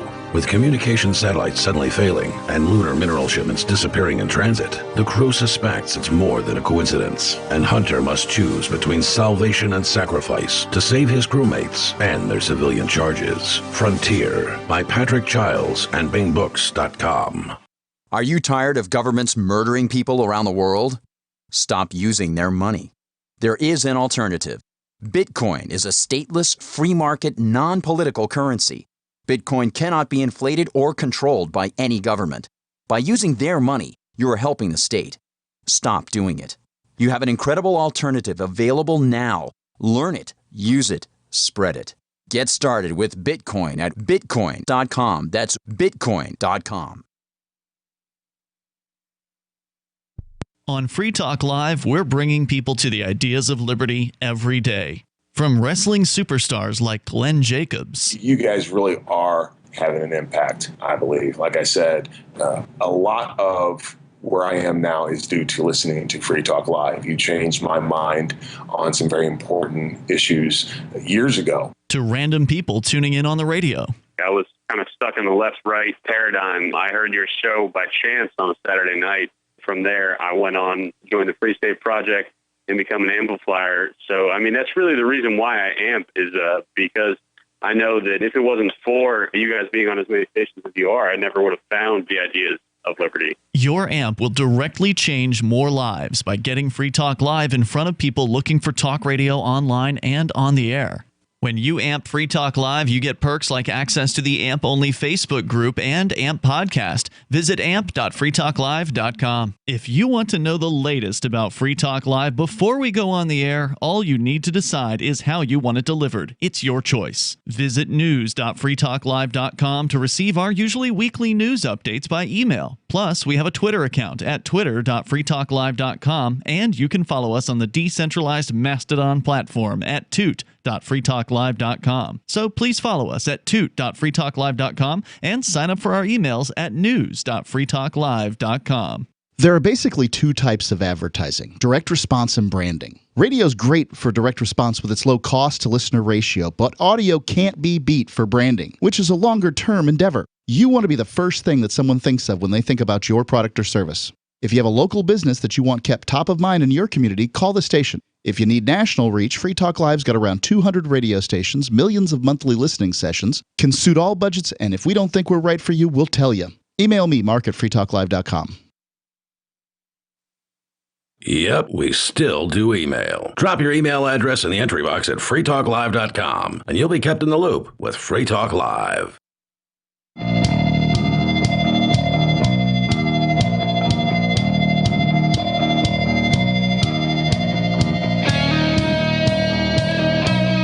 It's Free Talk Live from Forkfest 2021 here at the beautiful White Mountains of New Hampshire. A lot of Bitcoin being used here. I mean, there's a area right next to us where they just talk about Bitcoin all day, every day. Cryptocurrency is huge here. And if you have no idea what I'm talking about, then you need to get to bitcoin.com. Click Get Started at the top of the page. There's a few videos there. They're very short, 3 or 4 minutes long. They'll step you through the basics of Bitcoin. It's world-changing information, and you really should be learning about it. If you already know about it, though, there's still news for you and other things at bitcoin.com. All of the news that's relevant to you, news.bitcoin.com. Check out the website. You can find it all on a sleek and easy-to-use modern website, bitcoin.com. Now, one other thing that happened today that I haven't talked about is someone brought me this book here. It is a New Hampshire Manual for the General Court number 67, 2021. But as far as I can tell, all it really is a list of election outcomes. So obviously it has my sheriff campaign in here. The primary results are exactly what you would expect, but most interesting to me are the general election results, where the official printed bound results for the general election show Westmoreland having 7,700 votes for Eli Rivera in a town that has a population of 1,700. More than 4 times the number of people who live in Westmoreland, including children, managed to vote for Eli Rivera, and that's in the official record. Wow. And no one else seems to find that odd. Not that it would have changed the outcome of the election, but it raises the question of how reliable is our voting system if in this one random town we happen to find results that are off by a factor of more than 10. Of not the voting population, the entire population. Yeah, it's estimated that there's probably 700 voting age people in Westmoreland. Maybe half of them are registered, maybe half of them voted. So it's more likely 350 votes, but 7,710. Well, I mean, if I say I'm going to pay you $7,000 and I give you $300, that's cool, right? It is not cool. And again, I want to stress that, the reason I didn't pursue this much beyond making a post about it back then is just that it wasn't going to change the outcome of the election, but it raises all sorts of questions about having confidence in the voting system. How reliable are the results of the presidential election if we can look at just this one random election and we can find these numbers being off? How many of their votes that they reported for, whoever that Westmoreland went for president in 2020, how many of those votes actually existed? Right. Now, this is clearly some clerical error. Someone accidentally added a 0 or an extra 7 or something. It should probably be 710 or perhaps 771. I don't know exactly where the error occurred, but no one caught it. No one fact-checked it. No one went, wait a minute. How can we possibly have more than 7,000 votes in this town that doesn't have a population even half that size? And that is absolutely wild. And to see something like it's a beautifully bound. I mean, you'd half expect it to be part of a collection of encyclopedias or. No joke. When the person brought it to me, I thought they were bringing me a Bible. Right. Yeah. No. That's the style of binding that it has, except for the coloration, I suppose. It's even got the nice little religious symbol here on the front, seal of the state of New Hampshire. I mean, this is an official book right here. That is a very official book. And it's wrong. Yeah. It's demonstrably, provably, unquestionably wrong. And again, I don't care, except that it's interesting to me. Multiply that one error in this one town in one county across all 12 counties in New Hampshire, across all 80-something counties in Mississippi, all the counties in Arkansas, and then add in all of those 50 states. And it's just amazing the level of inaccuracy that could actually exist in the election process. Well, I mean, we're just going to give them absolute unquestioning power. Do we really need to make sure that they acquired it the way they said they did? I don't want to give them that power in the first place, right? But because I've seen what they do with that power. But it's so they reliable. arrest my friends. So reliable. It's completely just that they, take power over people who don't want them to have it. And well, that's what they do, right? Because none of us ever consented to the Constitution. There's all sorts of reasons why I wouldn't submit to the consent to the Constitution, even if the government did bother to ask, but they, of course, don't. And I've seen what they do with power. It's a terrible contract. Who the heck was negotiating this thing? Honestly. I mean, for its time, it probably wasn't that bad, but based on all of the ideological developments we have now, we can look at that document and go, yeah, that's not good. The Supreme Court is the best example of this. As Rothbard pointed out, with the Supreme Court, what we did was we gave the state the power and the ability to determine what the state was and wasn't allowed to do. That's obviously not going to work. But at the time, it probably didn't seem like that bad of an idea.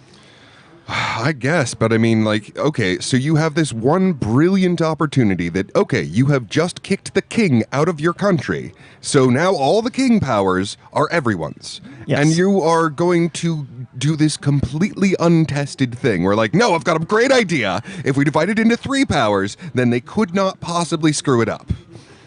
Well, they screwed it up monumentally, and the federal government has just grown in the meantime. You know, you mentioned who wouldn't want these people to have this power, and the truth is I've seen what they do with the power. They arrest me and my friends over arbitrary, capricious nonsense, and then they hold my friends in jail unjustifiably and pull out their tweets as a way of justifying their detention or their drug history as somehow being threats. Oh, yeah, and that's a cute trick here. He's like, hey, so we found all this drug stuff, and he would be in jail at a mandatory minimum of 5 years if we were prosecuting him with that. Yes, but they can't. Oh, and they know it. You're not prosecuting him with that, probably because you know you would lose, and you're basically asking the judge to, hey, can you just, like, assume that we succeeded in prosecuting him with this and just keep him there for 5 years? Well, it's important to remember that they literally can't charge him with the drugs that they found because their search warrant did not authorize them to be looking for drugs. It was limited to electronic devices and stuff like that. So anything they found that's not related to the indictment is inadmissible as evidence. They can take it, they can confiscate it, they can do whatever they want with it, except use it as evidence. Because they weren't there searching for drugs, because they didn't have a warrant for that. But they can sit here and use it against him in these legal documents. Yeah. While pointing out that he's not being charged with the drugs, well, obviously, you can't charge him with the drugs. I guarantee you, of all people, Rich Paul knows that you can't charge him with the drugs. They go on to say the government's case against the defendant is strong. He is charged with conspiracy to operate an unlicensed money servicing business, which is not true. He is being charged with a conspiracy to operate an unlicensed money transmitting business. And it would be nice if the prosecutors knew what the hell they were charging us with. But they don't. Moving on, which involved receiving deposits of wire transfers into a bank account and paying out that amount in Bitcoin. There is a contract signed between the defendant and co-defendant Ian Freeman, which lays out the precise terms of the operation, whereby funds will be deposited into the defendant's bank accounts, and Freeman would distribute Bitcoin in return. See Exhibit 7, which I didn't actually pull up. A search of co-defendant Ian Freeman's computer revealed numerous photographs of individuals holding handwritten signs indicating that they were buying Bitcoin from the Church of the Invisible Hand. Now, remember what the prosecutor said regarding Ian and all of the fraud charges against him, saying that, oh, with a wink and a nod, he was letting these people do it. Then why the hell does he have these photographs of these people attesting that they knew what they were buying? It's absolutely absurd. More coming up. Don't go anywhere. It's Free Talk Live.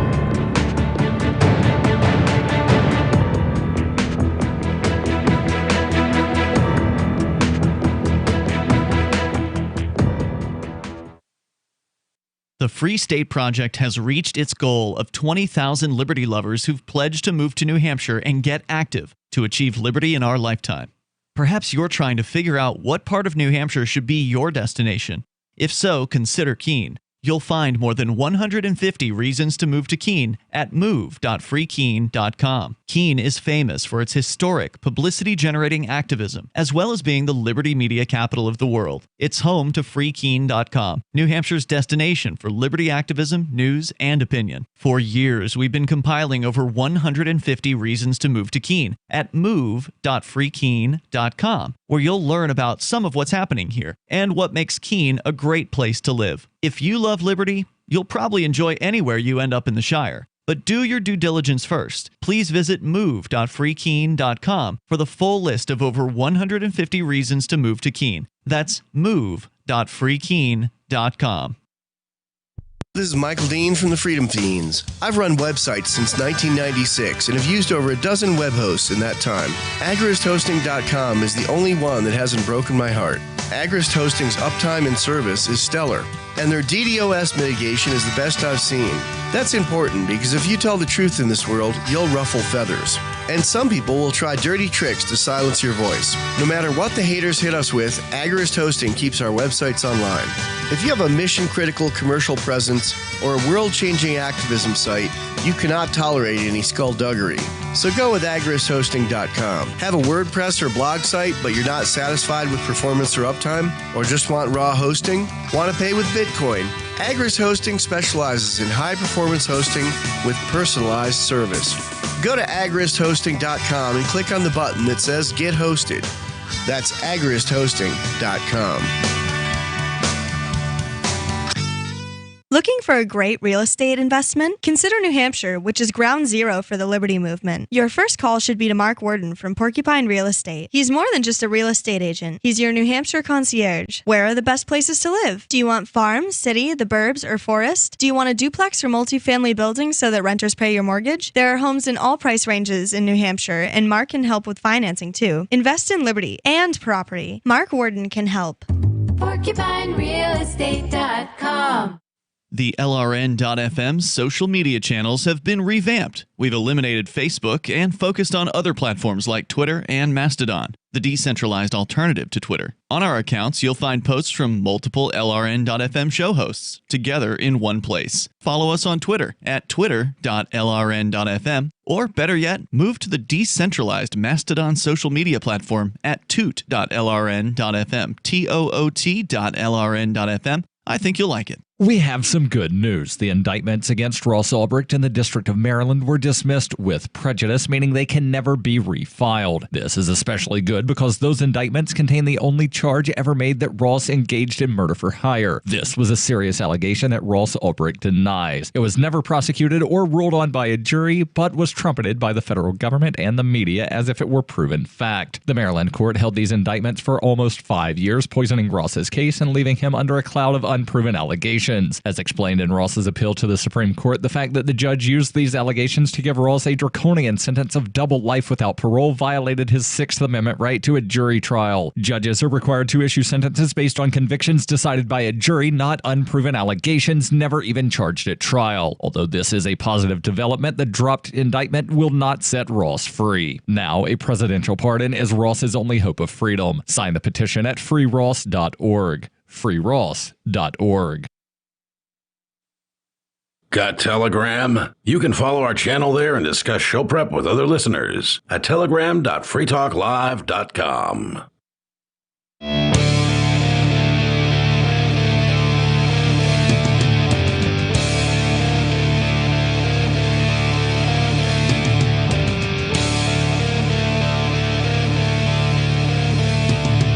It's Free Talk Live, and if you somehow have no idea what we're talking about when we're talking about this federal indictment against me, Ian, several others, including Rich Paul, also known as Nobody, then head over to thecrypto6.com to find out all about it.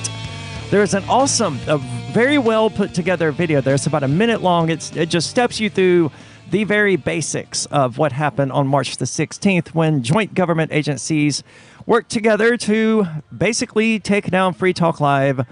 Whether they intended to do that or not, that was the result of what they did. And if you don't think Free Talk Live should be taken off the air, if you don't think that Bitcoin should be considered a crime, then go to thecrypto6.com and consider contributing or writing letters to people who are in jail. There's links to all of that on the site. Check it out at thecrypto6.com. With you today, it's Aria. And Beakless Mountaineer. And I would normally say with you tonight, but as mentioned previously, we are at ForkFest pre-recording the show. Yesterday, something appeared on Court Listener. It's the government's, the prosecutors, see, they've even got me doing it now, the prosecutor's objection to Nobody's release, to Rich Paul's release. God, this gets so confusing. So we've been diving into it. They go on to say the wire fraud charges are based upon lies told to the banks.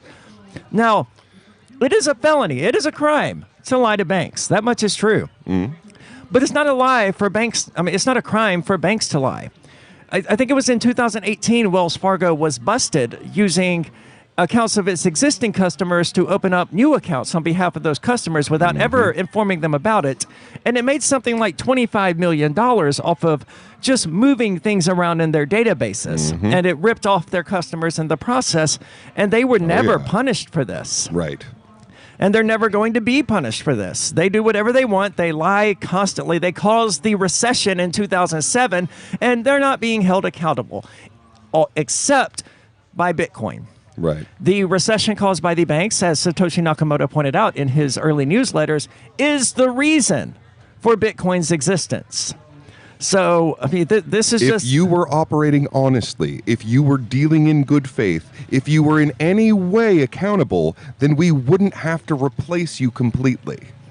And they don't want to be replaced. And this is just one facet of how they're resisting their ultimate replacement. You see other ways with them doing things like, I think Wells Fargo is implementing cryptocurrency wallets on behalf of their customers, which is the most disgusting thing I've ever heard. I can't imagine giving Wells Fargo my cryptocurrency because my cryptocurrency exists to destroy Wells Fargo as an institution. That it does. So the government, the prosecutors don't want to, I guess it's still accurate to call them the government, but the prosecutors don't want to release Rich Paul, saying that he directed customers to indicate the deposits were for, quote, church donations, so that banks would not become aware of the true nature of the operation. So here's my question. Why is this part of this document? Like, you are arguing your case before the time that is specifically when you argue your case. Because the weight of evidence helps determine whether or not a person can be considered a flight risk.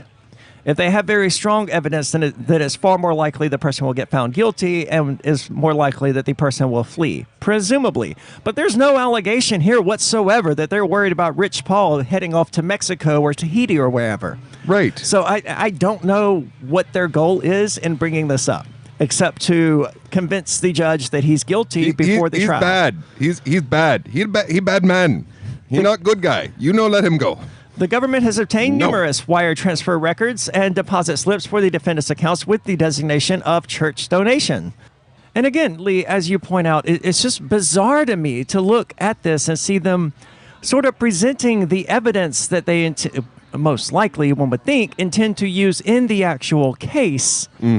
In the reasons, in their list of objections about why they think... But we're going to win. You can't let him go. We're going to win this. And I mean, you pointed out, yes, if they were arguing he's a flight risk, then that would be the context that made this make sense. They're not arguing that he's a flight risk. Yeah, from what I've seen, there is nothing in here asserting that he may be a flight risk, a danger to the community and to law enforcement, they said, but nothing about him being a flight risk. Yeah, so why are they arguing the case when they're arguing about his bail?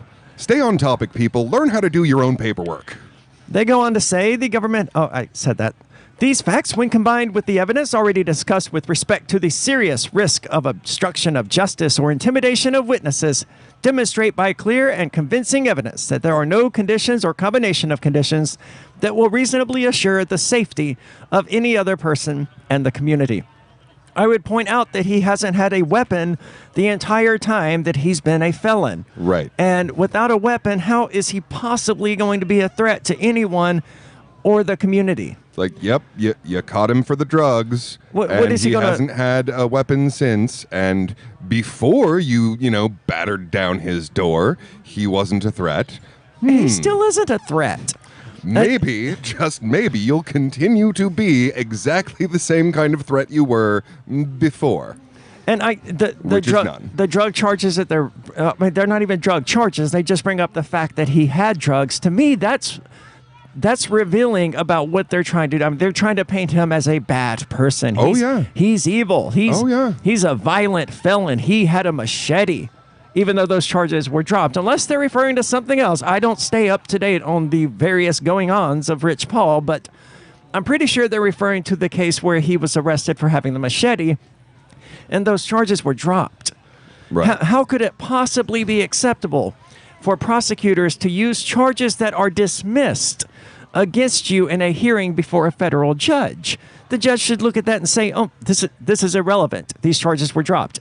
And I'm certain Rich Paul's attorneys will look into this objection just as Ian's did when the prosecutors objected to Ian's release. And Rich Paul's attorneys will come back and say, no, this is the reason why that's stupid. This is the reason why that's wrong.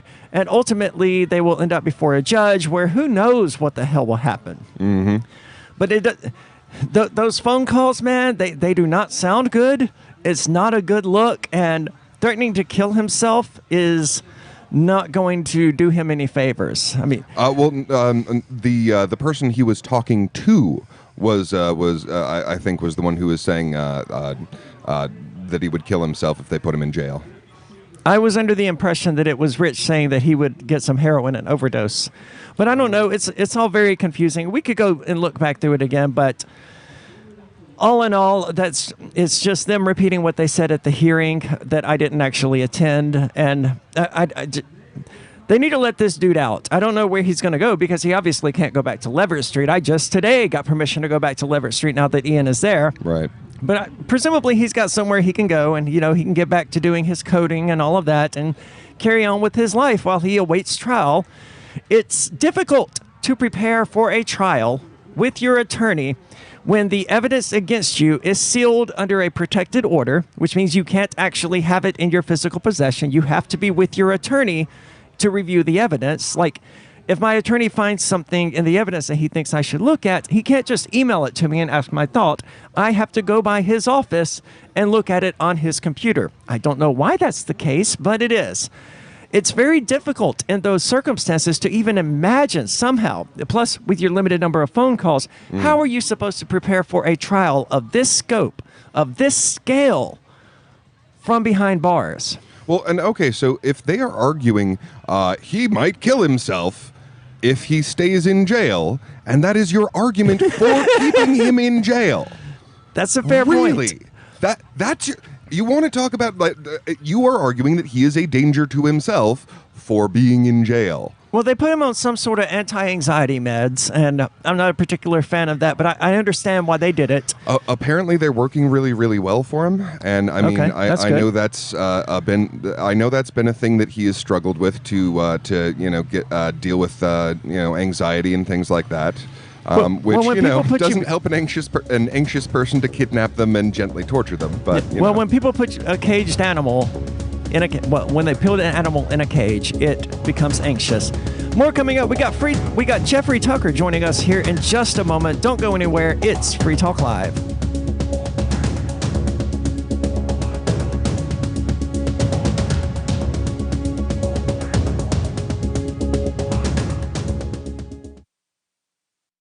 On March 16th this year, government task forces violently raided the New Hampshire Bitcoin Embassy, the Mighty Moose Mart, the homes of Aria DiMezzo, Andy and Renee Spinella, Colleen Fordham, a grandmother, and perhaps most relevant, the studios of Free Talk Live.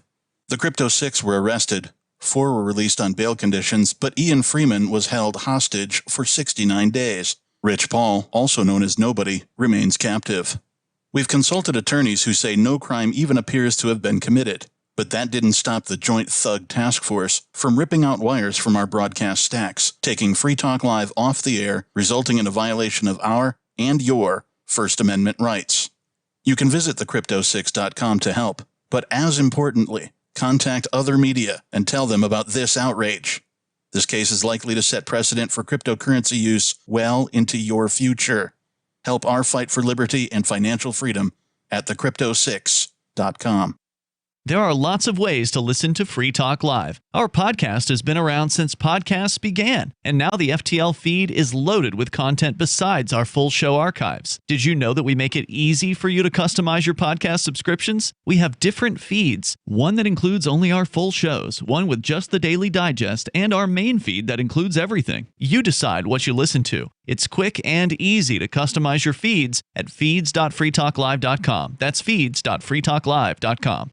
Are you tired of governments murdering people around the world? Stop using their money. There is an alternative. Bitcoin is a stateless, free market, non-political currency. Bitcoin cannot be inflated or controlled by any government. By using their money, you're helping the state. Stop doing it. You have an incredible alternative available now. Learn it, use it, spread it. Get started with Bitcoin at bitcoin.com. That's bitcoin.com. Join liberty-minded voluntarists, anarchists, and libertarians from June 28th through July 4th for ForkFest 2021 at Rogers Campground in the beautiful White Mountains of New Hampshire. ForkFest happens the week after the Porcupine Freedom Festival, and ForkFest is decentralized, which means no one is in charge. That also means there's no ticket cost. Just reserve your camping, RV site, or motel room with Rogers Campground for June 28th through July 4th. Where better to celebrate Independence Day than around other freedom-loving activists in the Shire? You can relax and enjoy the camaraderie of like-minded people, or you can create whatever experience or event you'd like others to have. If you're planning an event for Forkfest, be sure to let others know in advance. You can connect with fellow Forkfesters via the unofficial Telegram chat or the Forkfest forum. Links to those are on the unofficial website, forkfest.party. Mark your calendar for June 28th through July 4th, 2021. We'll see you at forkfest.party. What if you want to hear the latest episode of Free Talk Live, but all you have is your phone, you forgot to download our archive, and you have no data connection? You can call our Listen line at 641-793-0191. That's a long-distance number, so you may incur charges. If not, listen as long as you want. 641-793-0191. The Free Talk Live Listen line, 641-793-0191. So you've signed the Shire Society Declaration and are planning your move to New Hampshire to be around more liberty-oriented people. Next, sign up for the Shire Society Forum at forum.shiresociety.com. There are a bunch of people there who are already in the Shire, and they want to meet you. If you're already in the Shire physically, you should also come by the forums. Remember, not everyone uses Facebook. New people are signing up for the Shire Society Forum every month, so drop in and say hello at forum.shiresociety.com. Do you appreciate what we do? Help us advertise, market, and promote for just $5 a month at amp.freetalklive.com.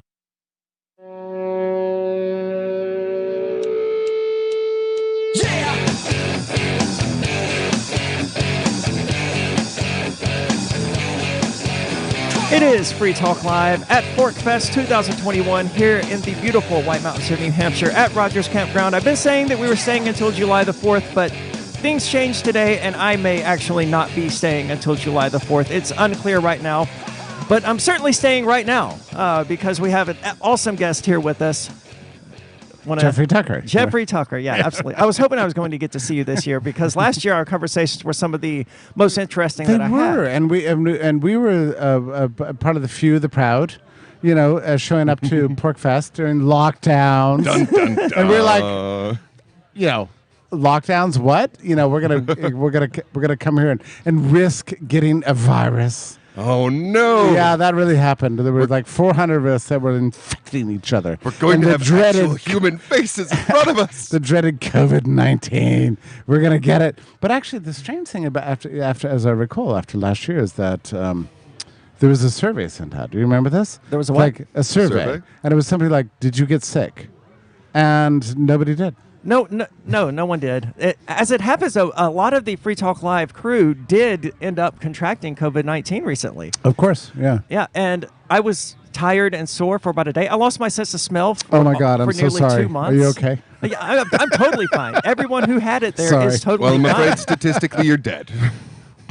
We're just going to count this as a COVID death, and I'm going to appeal for like $40,000 and say that I put you on a respirator. It'll be fine. I've thought about, we've all had 16 months to think about what the hell happened to us, right? Yeah. And I'm sorry, maybe my mind's too active, but every day I slightly change my mind. So I'll just tell you what I'm thinking today. Okay. Well, changing your mind is a good thing. It's I just of being it's alive. like new information. In lieu of telling me what you think tomorrow, I guess I can accept it. Okay. So today, I'm thinking that there were some very strange people out there that imagined that they could construct human society in a completely different way, in which we don't have contact with each other. Like contactless was their slogan. Yeah. For how society would work. And I bumped into an article by, of all people, Anthony Fauci of August 2020.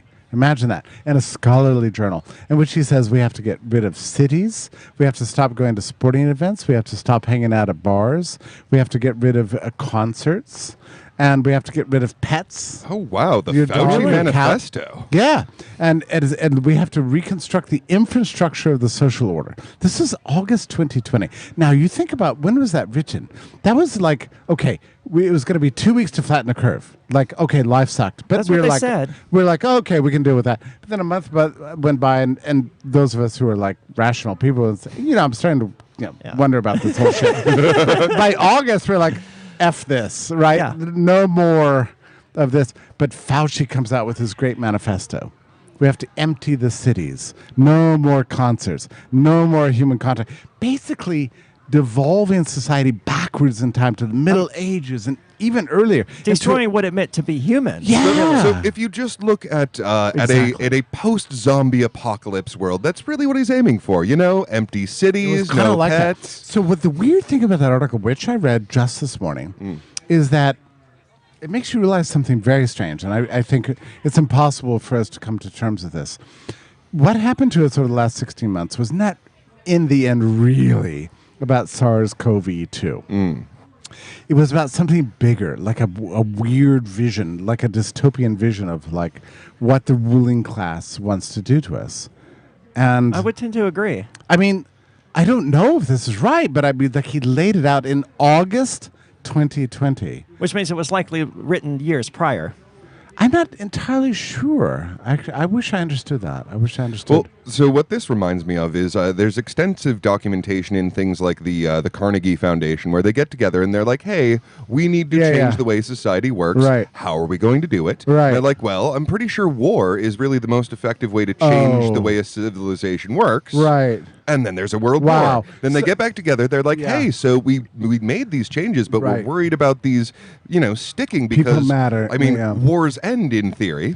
And, well, not anymore. But in theory, wars end and people might go back to, Wait, what we you're don't talking like. about the end of World War II, right? Yeah. And that was the foundation of things like Bretton Woods or the Council of Foreign Relations and so on. Well, and what they decided on, they're like, well, if we want these to stick, then we need to change the education system in these following ways. Yeah, because basically making it modular with communism. Okay, you're going into deep history here. Like, what you're saying is like, so after World War I, everybody got pissed. They're like, why did we slaughter young people and for this stupid war we hated? So after World War II, they're like, okay, let's not have those kind of regrets.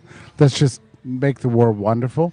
And so I think that we're living through similar times right now, right? It's like we destroyed the world for 16 months or something like that. We did, and it was even ineffective. The thing that shocks me most about this is that so many humans actually believe that they could control a force of nature like a virus. So that's exactly right. That's the critical point, what you just said. A virus is an invisible thing, a pathogen around which we've lived for apparently millions of years, right? And our immune systems have evolved to adapt to them.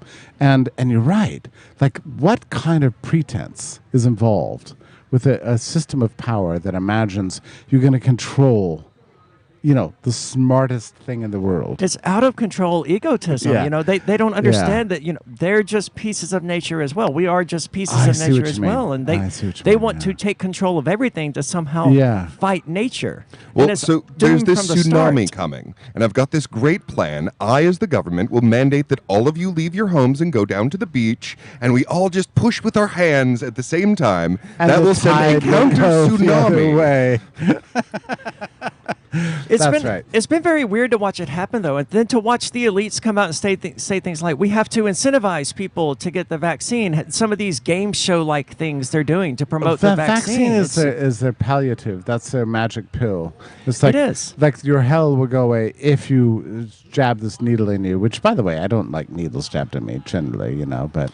I've literally seen this at my other job where the employees who are vaccinated no longer have to wear their masks. And it happens to be convenient for me because I'm on really good terms with my boss. I was like, hey, do you need a vaccine card from me? Because I can fake one up and send it to you. To which she said, no, don't worry about it. Because she knows it's going to be fake. But they've literally incentivized people. Hey, you want this nightmare to end? Jab yourself. But what do you make of this? Something I don't understand. Let me ask your theory about this. It's like, why don't we talk about the great discovery of the last, say, 250 years, which is natural immunity? Like, why has that been such a taboo subject? How do I put a meter on that? Oh, so it's not measurable? Well, no. So I'm quoting what they told Tesla when he comes up with this great plan to make electricity available to everyone in the world instantaneously from their location. And so he's talking to the power people about this, and they're like, "Well, how do I put a meter on that?" Oh, I see what you mean. Okay, that's weird. So you're saying that because natural immunity is basically they can't charge an for evolved process. It's not a manufactured, therefore commodifiable. Yeah. So that's weird. Right. Yeah, that's weird. Yeah, I mean, at my least conspiratorial on this entire thing, it is just a massive cash grab for the pharmaceutical company. Yeah, it seems like that, doesn't it? Like, well, even if you didn't want to believe that, you'd have to overcome a lot of evidence to not believe it, you know? Who is paying for the vaccine distribution and the vaccines that are being received? Because I know a lot of people who have been vaccinated, and not a single one of them paid a dime. Right. Well, So I mean, it's if they gotta be the actually paid government, for it, right? they might have to actually want it. And nobody really wants it. I mean, you know, it's like, okay, Well, the like people if you're who've been brainwashed 81 by or fear something, certainly do. yeah. But if you're, I would say under 70 and more or less healthy. Yeah. And it's not clear. I'm sorry, we're getting into weird areas, but it's not clear to what extent the vaccine is actually effective against, you know, the wild version of SARS-CoV. Yeah, they're talking about booster shots now, and one of the most recent articles I saw about Right. COVID-19 suggested that, you know, actually contracting COVID-19 gives you lifelong Yes, immunity. of course. Which to you a would expect. variety of kind of coronaviruses. But That's right. the vaccine is less effective than natural immunity. Who would have thought that humans can't really compete with nature? Why? You know, it's so funny you say that, and you say it with some sense of trepidation, as if you're saying some taboo thing. But it's like a known fact for like 100 years. Well, it's crazy, the right? last time I looked at their numbers, which I don't necessarily trust at all, but according to their numbers, you start out with a roughly 90% chance of getting over this thing. And then if you take their vaccines, you get a roughly 95% chance of getting over this thing. And then they market this as, take the vaccine and you will have a 95% chance of getting over this. So there's very interesting studies about those numbers, right? So if I gave you the vaccine and you didn't get COVID, you didn't die, I'll be like, oh, that's a success. Okay, so that's where they get the 95% number from. So, but there was a study. I'm sorry, I can't remember the university. Can you stick with us for another segment? Yeah. Okay, excellent. More coming up from Free Talk Live. Lee and myself, joined by Jeffrey Tucker. Definitely stick around. It's Free Talk Live.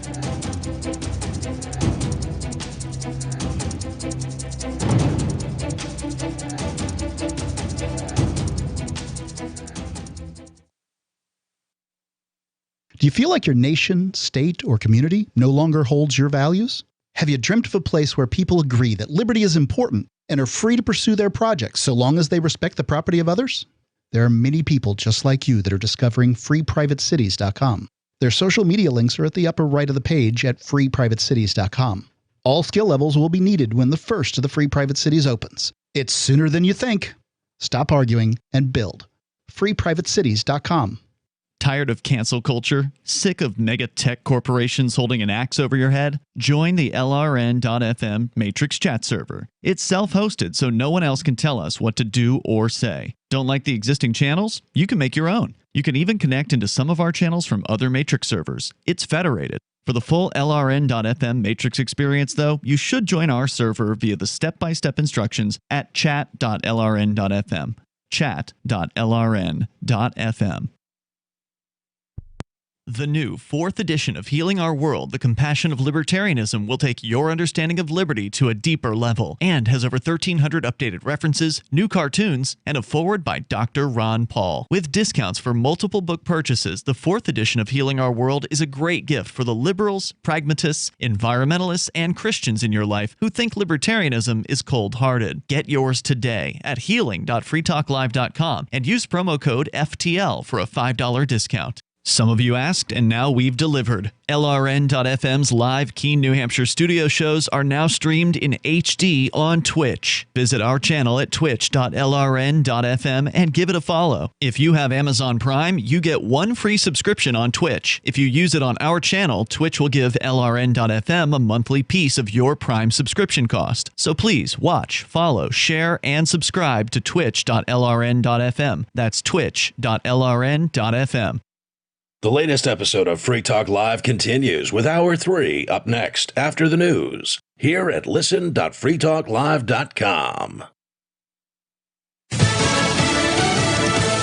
Calling for changes. I'm Lisa Lacera, Fox News. The attorney for the family of George Floyd, Ben Crump, wants Congress to pass the package of police reform a bipartisan group of lawmakers began working on last night following today's sentencing of more than 22 years in prison for Derek Chauvin, who was convicted of murdering Floyd earlier this year. This should not be the exception when a black person is killed by brutality by police. It should be the norm. George Floyd's brother, Terrence. The way we got here is because of our fight and your fight together. Y'all hit the streets. We thankful for y'all, and we just. I'm overwhelmed. Another brother, Rodney Floyd, called the sentence a slap on the wrist. Chauvin still faces federal charges. Rescue crews continue to search for survivors in Surfside, Florida, after a high-rise condo collapsed at about 1:30 yesterday morning. There are fires on and off as the rubble moves, sparking additional fires in that building. The medical examiner's office has confirmed the identity of the first victim that they recovered. 54-year-old Stacy Fang died from blunt force injury due to the building collapse. Firefighters searching the rubble have discovered 3 additional bodies, bringing the death toll to 4. Authorities have confirmed that 120 residents are safe, but 159 remain unaccounted for. Fox's Jonathan Seri. Police in the Denver suburb of Arvada, Colorado, say a man who would intervene in a shooting Monday that killed a police officer was shot and killed by a responding officer while holding the suspect's gun. Police say Johnny Hurley shot suspect Ronald Troika after Troika shot Officer Gordon Beasley to death. Police have said Beasley was targeted because he was a police officer and Troika had expressed hatred for officers. America is listening to Fox News.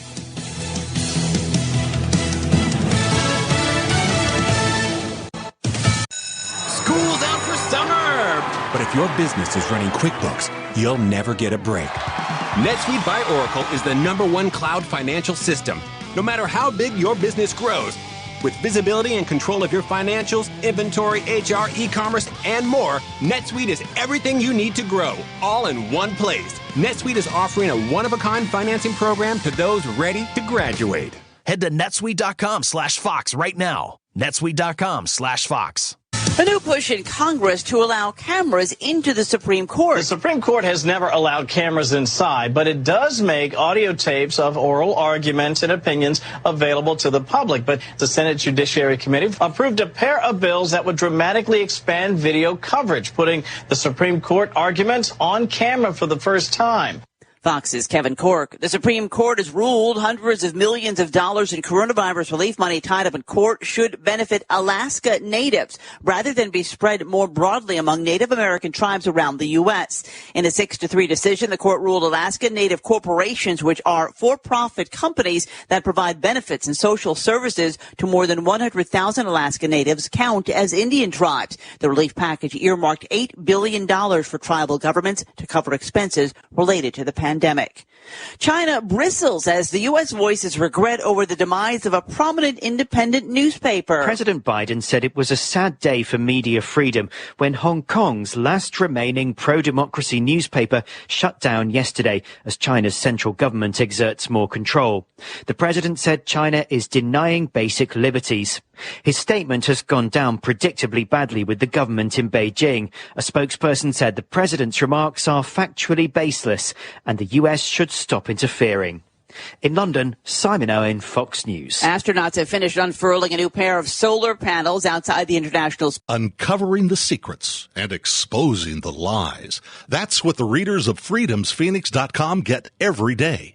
freedomsphoenix.com, constantly providing the information, the real news about government policies, and the real relationship we all have with the coercive government, the real condition of the economy, innovations in technology, breakthroughs in energy, health, and computer science.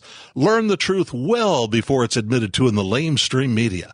The corporate media, nothing more than distributors of government propaganda, but now there's an alternative. freedomsphoenix.com. Constant news updates on the issues that affect your life in the most important ways. With liberty and property under constant attack, freedomsphoenix.com provides the understanding behind the propaganda, and it encourages the participation of its readers. Go to freedomsphoenix.com. That's freedoms with an S, phoenix.com. freedomsphoenix.com. The revolution between the ears has already happened. CEO Jeff Potkel went berserk earlier this morning, becoming drenched in his own blood and the blood of several employees as he viciously demanded the staff produce more web video content, or he would, quote, kill them all. We need more videos! Videos with bands! Random videos! Funny videos! I want a video with a celebrity! I don't give a shit which one! You think this is funny? I'll show you funny! He threw our office manager's body against the door and then told us that nobody could leave unless we came up with 3 original video ideas. Then he made us watch as he bit his own tongue in half. People don't want to read. They want videos. They want to sit at work and watch videos. Videos need to go viral. Viral! Viral! Viral! This is the Onion News Network.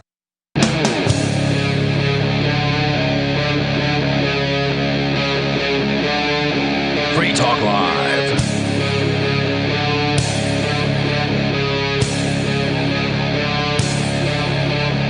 It is Free Talk Live, broadcast from ForkFest 2021. Sorry, not broadcast from, recorded from, and then you hear it later, but we're not actually broadcasting from here at Rogers Campground in the beautiful White Mountains of New Hampshire. There's still time. There will still be other people here, even if I don't stay. So stick around come up here and stick around for July the 4th and the fireworks and all of that awesome stuff.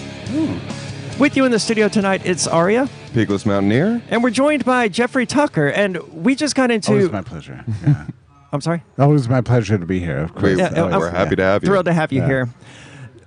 We were just discussing during the break about, the consequences or the side effects of getting the COVID-19 vaccine. Right. And working in the general public as I did prior to the last week or so, I know a lot of people who got the vaccine, and every single one of them was sick for multiple days. I know.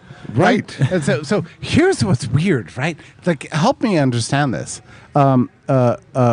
Approve something or other, the news reporter for the New York Times. You know who she is? I don't. Something. Anyway, she's a very nice lady, but she's a virus reporter for the New York Times. So she's panicked about COVID for like a year. Sure. And then she got the vaccine, and she tweeted out that it was the most wonderful fever she'd ever had. The most wonderful fever. She said, "I'm so happy to have this fever and to have They're my mom the have it." most wonderful symptoms of all. Well, I mean, of course, it removed her fear, right? Well, you wouldn't want to be asymptomatic, would you? But a year earlier, if you had said something like, well, if you get COVID, you're not going to be able to taste your coffee for a couple of days, and that's bad. I mean, it's better to be able to taste coffee, but you can't. I mean, that was the better only tasting coffee. That was the that is a only fact. negative part of it for me. I mean, no, of course. For most people, that's it. It's like a little bit of a downside. But it went away. I guess we can speak frankly on this. Oh, yes. Yeah, that is absolutely. exactly what we do. Okay, so I just like I never bought into this. Okay, I admit to you that there was like 2 days in which 2 hours in which I was afraid. I was like, wait, is this a bubonic plague? And I was like, no. But from January 2020, I've been trying to get COVID. Really? Oh, yeah. It's surprisingly hard to get. I mean, I was more social throughout the last year than I've ever been at any part of my life. So from January 2020, I was like, oh my God, there's a virus loose. I need to get to New York. And so I hung out in all the bars, and I was like hanging out in crowds. I was like, breathe on me, kiss on me, spit on me, please. Kiss me. I need your I was droplets. Like, just Give them to me. touch my hands. I hope they're not washed. I was definitely just walking door to door, licking doorknobs, Yeah, and I faced something, it's funny, a year later, everybody's, trying to figure out what happened. And I faced a little bit of a, what you call like a tribunal. And I faced a bit of a prosecutor, and she said to me, is it true that you said you've been trying to get COVID since January 2020? I was like, yeah, I've actually said that. Because that's actually the case. Because I understand the immune system. Like I wanted it sooner rather than later, so I could get on with my life. If you're going to get a new virus, you want to get that while you're healthy. Sure. Whereas of course. if it gets you while you're not healthy, then it might be a real problem. So let's talk about this actually, because we know that the ethos surrounding the virus is run and hide from it, right? Right. But like why would you do that? Like why not just It's get the it? opposite of how humans have it's a always predator. dealt with diseases, right? Like with chickenpox and things like that. Just go get it. Get it, and then move on with your life. Like, why are we going to hide from this forever? Also, we know that viruses are, a ubiquitous presence in the world. Yeah. And they have to achieve endemicity. They have to become endemic rather than pandemic. So they have to become regular. So somebody has to get them. And somebody has to recover. Somebody has to contribute to herd immunity. And so who was it?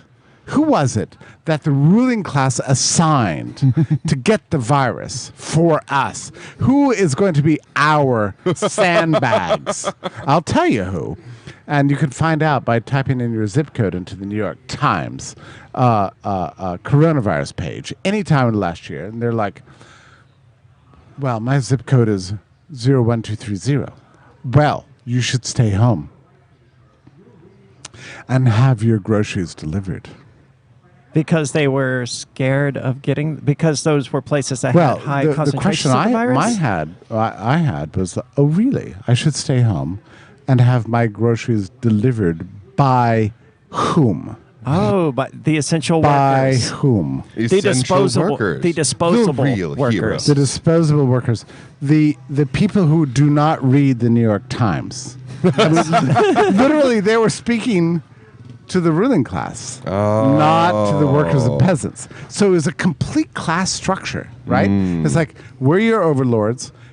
Oh, the virus is loose where you are. Oh, were you a bag boy? Please, keep working. Stay in front of people. Yeah, just bring me my groceries. And that's the system, right? It's like, give the disease to the underlings, to the lessers. It was very manipulative to refer to those people as essential workers when really it was just disposable workers. You're not essential, you're disposable. There are 50 people who can replace you. They wanted them, I'm sorry to say, but they wanted them to get the disease for them, to contribute to herd immunity, and so that they would take on the burden of creating the endemicity. That is always the story of every new virus.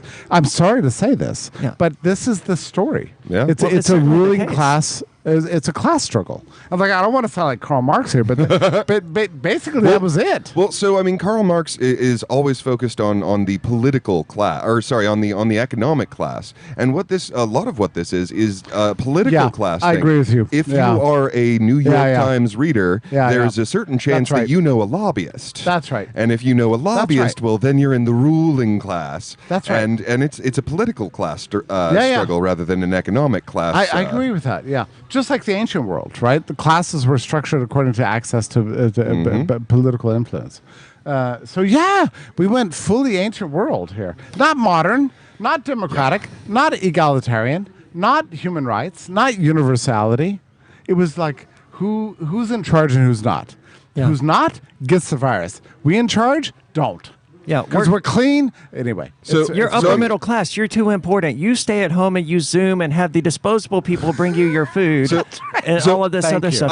I'd like to put on my tinfoil hat for just 30 seconds here. Yeah. And point out that the word coronavirus, like corona, is crown.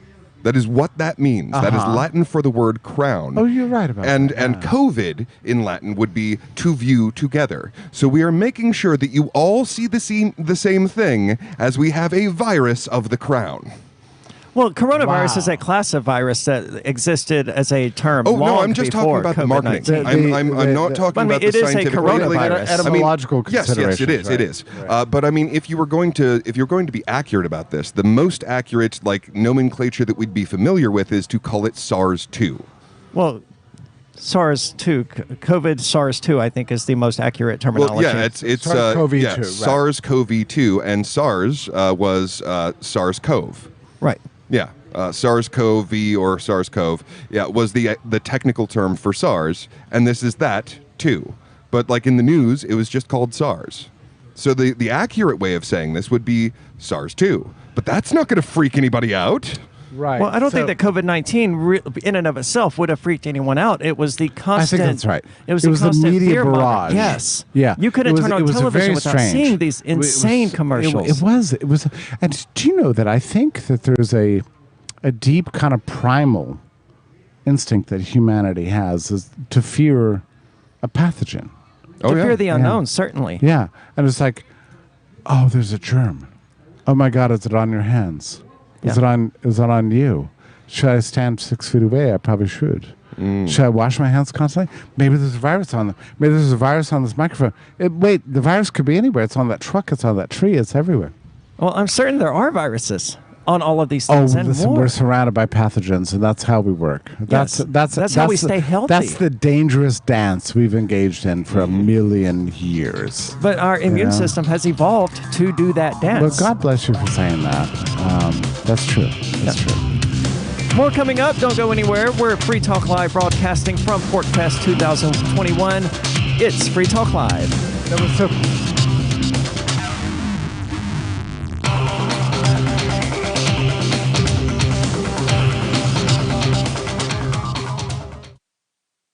The Terran Federation and the Terran League have been killing each other for decades. Sheltered, wealthy, and light years from the threat, the members of the 500 have no interest in changing that. When Rear Admiral Terrence Murphy is given governorship of a backwater system, a risk-free path to wealth and power is his for the taking. But Murphy is a man of honor, duty, and responsibility. He intends to stop the killing, whatever the cost. Governor, by David Weber and Richard Fox, from BaneBooks.com. Are you tired of governments murdering people around the world? Stop using their money. There is an alternative. Bitcoin is a stateless, free market, non-political currency. Bitcoin cannot be inflated or controlled by any government. By using their money, you are helping the state. Stop doing it. You have an incredible alternative available now. Learn it, use it, spread it. Get started with Bitcoin at bitcoin.com. That's bitcoin.com.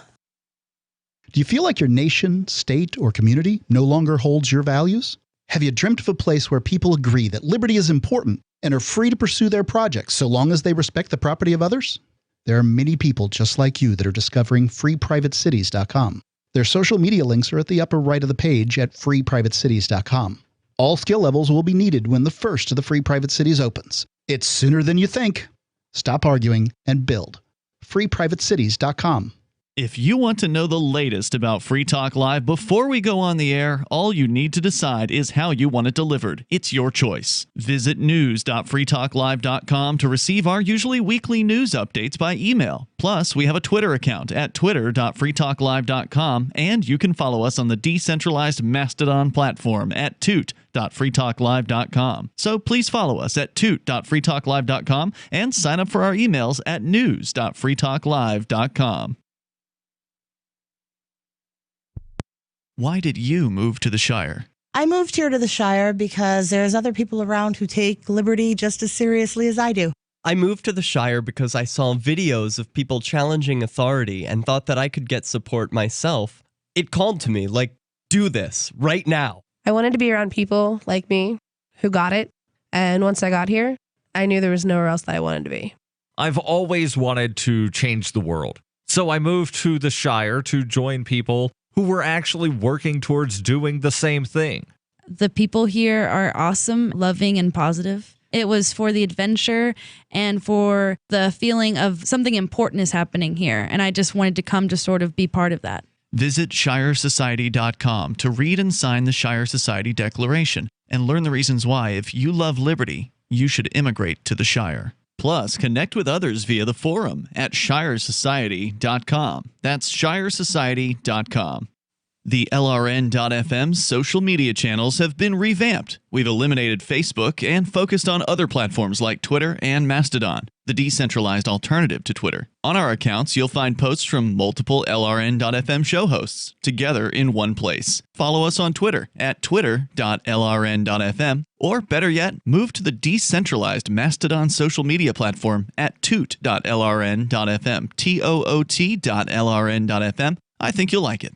Are you a cryptocurrency advocate? The Crypto Tip is the ideal outreach tool to help new people discover cryptocurrency. It's a printable business card-sized tip that you can give to service providers, preferably in addition to a good cash tip. When the server scans the QR code, it'll bring up an explanation of cryptocurrency, how to install a wallet, and allow them to claim the tip. If they don't claim the crypto, you get your tip refunded to you after a time period you specify. Plus, if they do claim the tip, you get an email alert. Create as many tips as you want at cryptotip.org. That's cryptotip.org. Our Matrix server is about as free as internet chat can be. Join the existing rooms or create your own at chat.freetalklive.com.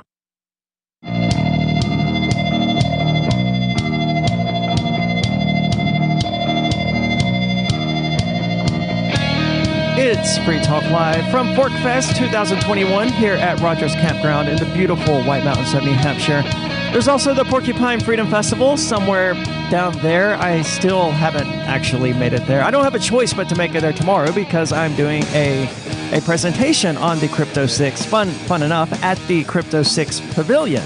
Nice. So I didn't realize, it didn't click with me until I read the email again because I was trying to find out something that, there was a Crypto 6 Pavilion here at the Porcupine Freedom Festival. And that's really cool. And that's where the Crypto 6 presentation that I'm doing is going to be.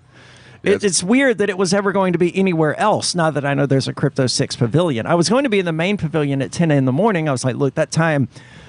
it's not good for me, man. I'm used to going to bed at like 5 a.m. and waking up at like noon. Right. Now, my schedule this year has been a bit different because I ended up not sleeping very much. Sunday night after work before I had to leave at 8:30, it was like a total of 3 hours of sleep. So I went to sleep early Monday, and that put me on this weird schedule of waking up at like 8 in the morning. And oh my God. I've been on that all week, and I can't get myself off of it. The only way to do that would be to make myself stay up very, very, very, very late. And I don't really want to do that when I know, like, I have to wake up in the morning and do a freaking presentation. So, yeah, I still haven't gotten used to seeing the primary sponsors being Forkfest and the Crypto 6. Yeah, I love the fact that the sponsorship behind the pavilion is Forkfest. Right? Yeah, and I love the name of the pavilion being the Crypto 6 Pavilion.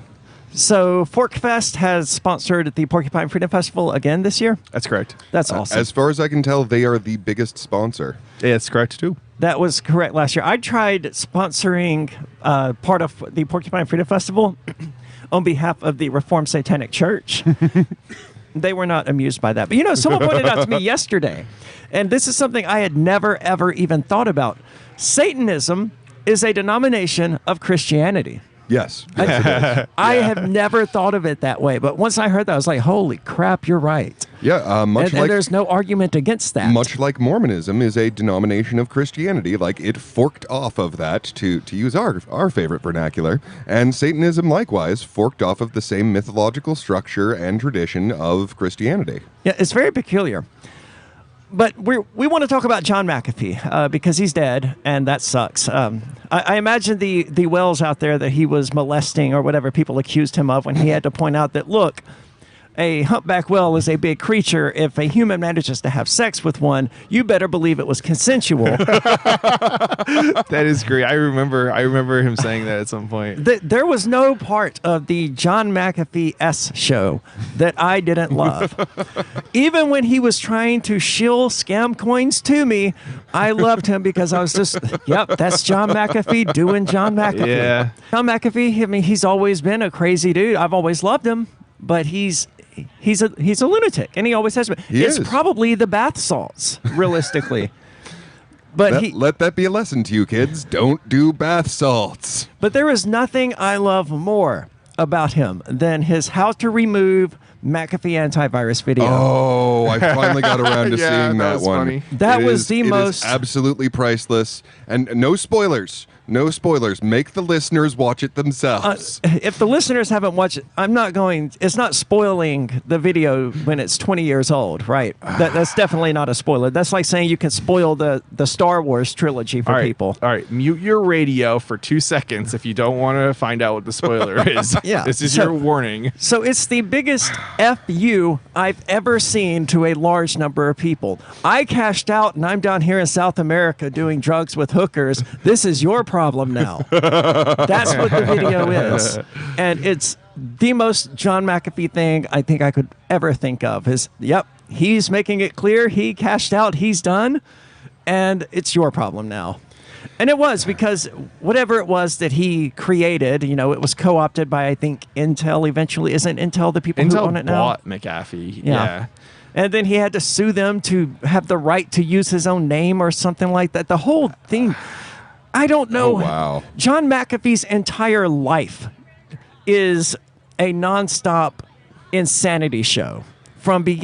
presumably from beginning to end. I know there are documentaries out there about him, but one documentary cannot possibly be enough to fully grasp the depth of insanity that is John McAfee. He reminds me of Hunter S. Thompson in that way. Where I don't know who that is. Really? Oh, Fear and Loathing in Las Vegas? Nothing? Never seen it. Oh, wow. Yeah, so it's just... I don't watch a lot of good movies. I watch things like Sharktopus and and Sharkasaw Women's Prison Massacre and Clownado, things like that. Okay, one of those titles is made up. No, all of those are real. All of those are real movies that I have watched. I see. Such as Dude Bro Party Massacre 3, also a real movie. There's no 1 and 2, of course. Are these like 1940s or 50s like B movies or something? I mean, they're terrible movies, yes, but they were made like just years ago. Probably my favorite is Bloody Bloody Bible Camp, which is exactly as stupid as you would expect. It's the dumbest one I've seen so far, except for Dude Bro Party Massacre 3. There is also Inhumanwich, which is about an astronaut who gets sent off to space and who comes back as a manwich that eats people. Wait, is that the story of Mark Edge?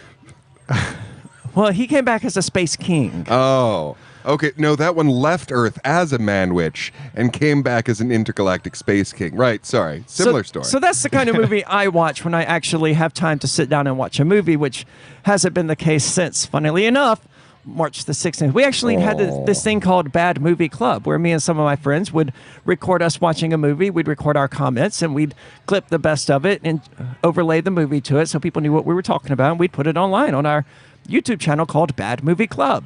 Well, the FBI took all of the equipment that I was using to do that. So Bad Movie Club officially died, but the most recent thing we watched, I think, was Ice Spiders, which was just... From Mars? No, just Ice Spiders. It was just not good, not worth watching. We didn't finish that one. Well, of course, they weren't from Mars. A lot of these we don't actually finish because we get like Inhuman, which was supposed to be 50-something minutes long. It turned out to be an hour and a half long, and 50 minutes of that stupidity was all any of us could take. It was bad. Yeah, it sounds like a setup for MST3K. For Mystery what? Science Theater 3000. I've never seen it. But So the basis of the idea is that you have these characters watching terrible movies. Oh, that's what we did. And we watched the worst of the worst. Well, and just, commenting through it, making their own invented storylines for it, because it doesn't have a plot, so you've got to make your own. Sadly, the best of these movies was probably Sharkasaw Women's Prison Massacre, where they actually say the line with a straight face, like serious paid actors, "There ain't no sharks in these woods." But in fact, there were sharks. Wow. So there's a lot of really, really stupid movies out there. Killer Sofa, another one. Killer Sofa. I would actually recommend Killer Sofa, All right, except it's not about a sofa, it's about a recliner. Here's the question. So why are you into these really terrible movies? I don't know, man. What is the appeal? To see how stupid they are? to see what the worst that a human being can do with $700,000. Hey, I'm concerned about predatory barca loungers. We'd never see it coming. And if you want to know how bad it can be when an individual has $700,000 and no fear of the consequences of whatever horrible thing they make, bad movies are the way to go. More coming up. It's Free Talk Live.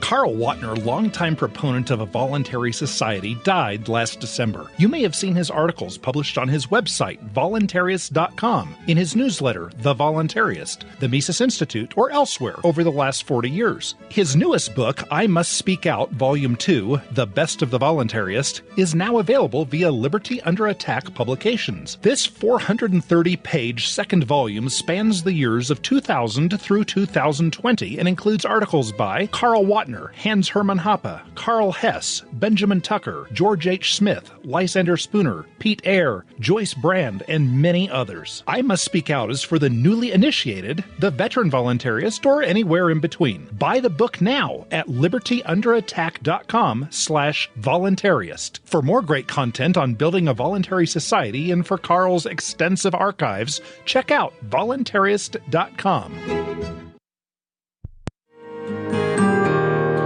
So the protection of life, liberty, and property is what the Free State Project is all about. But it's an effort to move 20,000 people who understand. It's about demonstrating to the entire country that, yeah, we can have a free market, a truly free market. Making it just a freer, great place to live.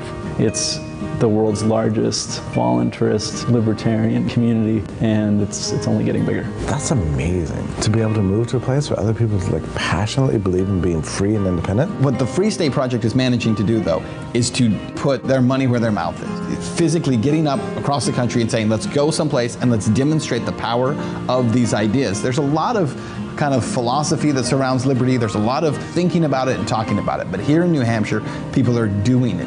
101 Reasons Liberty Lives in New Hampshire, a documentary by Free State Project Early Movers. Watch it free at 101reasonsfilm.com. 101reasonsfilm.com. Breaking weather news. Belize is sunny and around 82 degrees every day this week. What's the forecast for your life? If current politics and economic prospects are cramping your freedom, escape to the tropics. ECI Development has affordable second homes for you to own or rent in Belize and other tropical countries. Places with stable governments and growing economies. Secure your freedom now. To find out more, send an email to ftl@ecidevelopment.com. There are lots of ways to listen to Free Talk Live. Our podcast has been around since podcasts began, and now the FTL feed is loaded with content besides our full show archives. Did you know that we make it easy for you to customize your podcast subscriptions? We have different feeds, one that includes only our full shows, one with just the Daily Digest, and our main feed that includes everything. You decide what you listen to. It's quick and easy to customize your feeds at feeds.freetalklive.com. That's feeds.freetalklive.com. Are you a sneezer? If you're not, can you get close to one? I don't literally mean someone sneezing. Sneezer, as defined by marketing guru Seth Godin, is an opinion leader. When a sneezer mentions something, other people catch what Godin calls the idea virus. Seth Godin says some people are more likely to tell their friends about a great new idea. So identifying and courting sneezers is a key success factor for idea merchants. His book, Unleashing the Idea Virus, is the most downloaded ebook in history, and you can download the whole book free. That's how he's making his idea contagious. Click tips, tricks, and other stuff to help you cut through the clutter at www.survivalspeech.com. I'm Holland Cook. You can stick it to the man and big tech. Join our FTL social mastodon at social.freetalklive.com.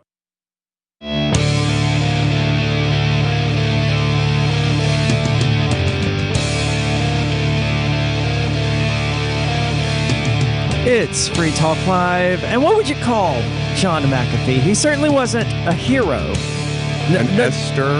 No one should look up to John McAfee as someone to aspire to be. Maybe in his 70s, as he was, banging 22-year-olds and doing coke off their bodies. Maybe you want to aspire to that, the Hugh Hefner style life. John McAfee, I think, was entertaining, but he was tremendously entertaining. By no stretch of the imagination, even though he did a lot of things that libertarians support. He was definitely not a libertarian. He was not necessarily a good person, but he was certainly an entertaining person, right? I don't know of any evidence that he was a bad person. There's the whole argument that he killed his neighbor in Belize. So but if I hold tell on, you this hold is on. a good coin and it ain't, then that's not good. Well, that's just a difference in opinion. But there was a thing where he allegedly killed his neighbor in Belize for poisoning his dog. And I've got to be honest with you, that's one of the most understandable murders I've ever heard about, if indeed that even happened. The dude poisoned John's dog. John poisoned him back. I mean, you get what you give. Not that I'm condoning murder or anything like that, but the governor of Belize was I gotta draw a line there. Sorry. See, I don't value human life. Humans are special. I don't agree at all. No, we absolutely are. No, we just have can't egos talk that to tell us dogs we're special. Effectively. No, humans actually are special. We have this thing called philosophical agency. You can make actual moral choices. Dogs cannot make moral choices. Because that's a tautology. We invented the concept of morality. Okay, great. It's a human trait. There's no such thing as morality. There's just an action and a consequence. It's humans looking at that and saying this consequence is good and that one is bad. That's not any sort of evidence that humans are special. Humans have moral judgment. It's just evidence that humans created an artificial paradigm that we live according to. But there's no such thing out there in existence that humans tap into called morality that makes us special. It's just a concept that we invented. Just because humans produce it doesn't make it not real. I didn't say it wasn't real, but it's manufactured and produced by humans, and the ability to manufacture and produce a moral system just means that we have the ability to manufacture and produce a moral system. It doesn't mean we're special. Yeah, this is the kind of thing where I'm like, let's just minimize the suffering and pain, right? Like you can eat your I don't know, your sausage and all the food that you want that's meat and stuff, but let's minimize the pain at least that we cause both to animals and ourselves, like each other. So right? that's aesthetics, not morals, though. And I absolutely agree with that aesthetic of reducing suffering and avoiding unnecessary suffering in myself and other living beings. But the fact that I can negotiate with you is different. It is qualitatively different from what I can do. No, that's just your ego talking. I mean, that sounds like saying the dog's ability to smell suffering much stronger than humans makes it special and unique and wondrous and over all of the other animals. It sounds very white supremacy. It's just the ability that I'm absolutely a human supremacist. We are the best species ever. We're the only only my favorite. No, that's nonsense. We're the only species actively destroying our own environment. That is not even remotely true. Yeah, that's really probably study some biology there. I mean, you can animals in general tend to other breed. than viruses. We're the only species actively destroying our environment. Animals will lots of animals that destroy their environment. Will frequently breed into the point. You show me a wolf that cuts down its own trees that it lives in, and I will cede that point to you. So other rabbits do. Other animals. Rabbits do not cut down trees. Other animals will destroy their environment. They will breed until their environment is no longer capable of supporting them. Yeah, but that's different, and that fixes itself. And humans are doing the very same thing. I mean, that causes predators I agree, to rise. But to say that humans are the only animal that that's not destroying their own environment, though. That's just how is it about cutting down the other trees? side That's of what nature beavers takes do. care of that. I mean, it's their actions, just like it's exactly. our actions, whether it's overpopulating or it's something else, it's still... Well, so here's the thing. Humans are our own predators. We're also the only species that has ever wiped out 400 million people in a century. 400 million plus. I mean, and if you include non-human animals, it's something like 2.5 million animals a ants day. totally have us beat on straight numbers. Yeah, and don't fish eat... I mean, fish eat each other. I don't know. Yeah, I am certain that somewhere in the world today, 400 million ants got destroyed by other ants. Yeah. I mean, they are literally the majority of the biomass of the planet, so I have no doubt that that's the case. Okay, so convince me that humans are special. Then instead of me trying to convince you that negotiate. humans are not special, the dog can smell my feet from 100 feet away. Right. She's therefore special and unique. morality has to do with the ability to negotiate with each other. So if we stay within the bounds... Why does that ability make us special versus any of the other animals and their abilities? Why does it make it special? Salmon can swim upstream.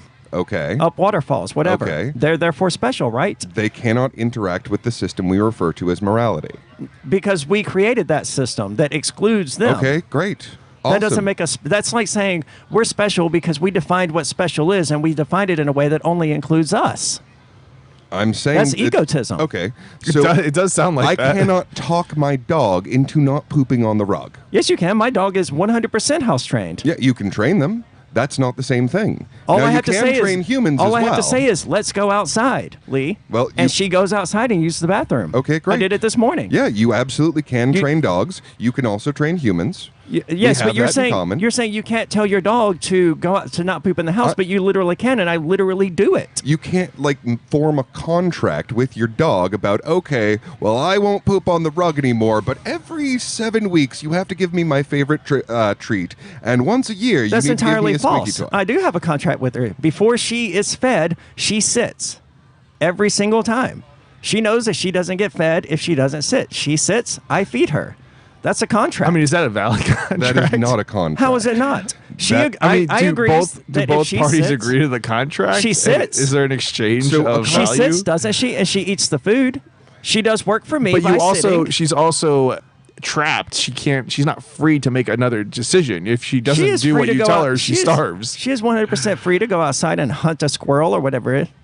She's free to do that. So habit pattern and a contract are different things. Interesting argument. I don't see how it's not a contract. It's the agreement that she and I have. Okay. It's a nonverbal contract. So let me give you a specific example of. Let's focus on this one and explain to me how it's not a contract. How it's not a contract that that your dog sits and then gets fed. Yes. How is that not a contract? Okay, because it's operant conditioning rather than a negotiated agreement. But it is negotiated. She didn't want to sit. Well, your dog can't come up and be like, I would like to sit on every 7th time. So it's the ability to speak that makes humans special? Because parrots speak. Or communicate. It's part of it. It's communicate. Yes, probably it's is better communication. phrasing. So here's one of the big differences in negotiation. But hold on. Much of the animal kingdom communicates with non-verbally. Okay. That's true too. Okay, yeah, and so do do mutes. So the ability to Mute communicate. human beings can that's communicate irrelevant. non-verbally. The ability to communicate. They can also make contracts. Or peakless, sorry. The ability to communicate cannot therefore make humans special because we also find that in non-human animals. I'm not saying that. You just pointed to the ability to communicate and negotiate a contract as being what makes humans special. Negotiation is a part of communication. So all negotiation it's is not communication. negotiation. Not it's all not communication is negotiation. It's not negotiation. It's not communication. What is it that makes human beings special? No, I'm saying it is negotiation. Well, I'm telling you, we negotiation is a negotiated. specified form of communication. It was a one-sided negotiation, but it was certainly a negotiation. It was I will feed you, but you have to do this for me. It was a one-sided negotiation. And she agreed. Just like the social contract. Yeah, this is... No, not at all, because if she didn't want to sit, she doesn't have to sit. She could go find food elsewhere. But she agrees and she sits, and therefore she gets fed. Let me give you an example of a thing that can happen in actual negotiation that cannot happen in what you're describing. Okay. So in actual negotiation, I could talk to you about so we have a disagreement about what we should do. And I can talk to you about what I am trying to get out of what I think we should do. And then you can talk to me about what you are trying to get out of what we should do. And we can come up with a new creative idea whereby both of our desires are satisfied, even though we don't end up doing either of our original plans. Okay, let me tell you a story about me and the dog here. She hates being taken on a leash for a walk. She absolutely hates it, resists it every step away, plants herself there. She makes it clear she's not going on a walk. So what do? I reason with her. I negotiate. Okay, you don't want to go for a walk on a leash. Are we in a safe place where I can just let you off your leash? If not, I will pick you up and carry you. That's exactly what you're describing. Only it happens not verbally. She makes her position known, I adapt, and we reach an agreement, and it happens and moves forward. It's a one-way negotiation. No, not at all, because she doesn't go on the walk with the leash. Yeah. More coming up. It's Free Talk Live. It's consensual.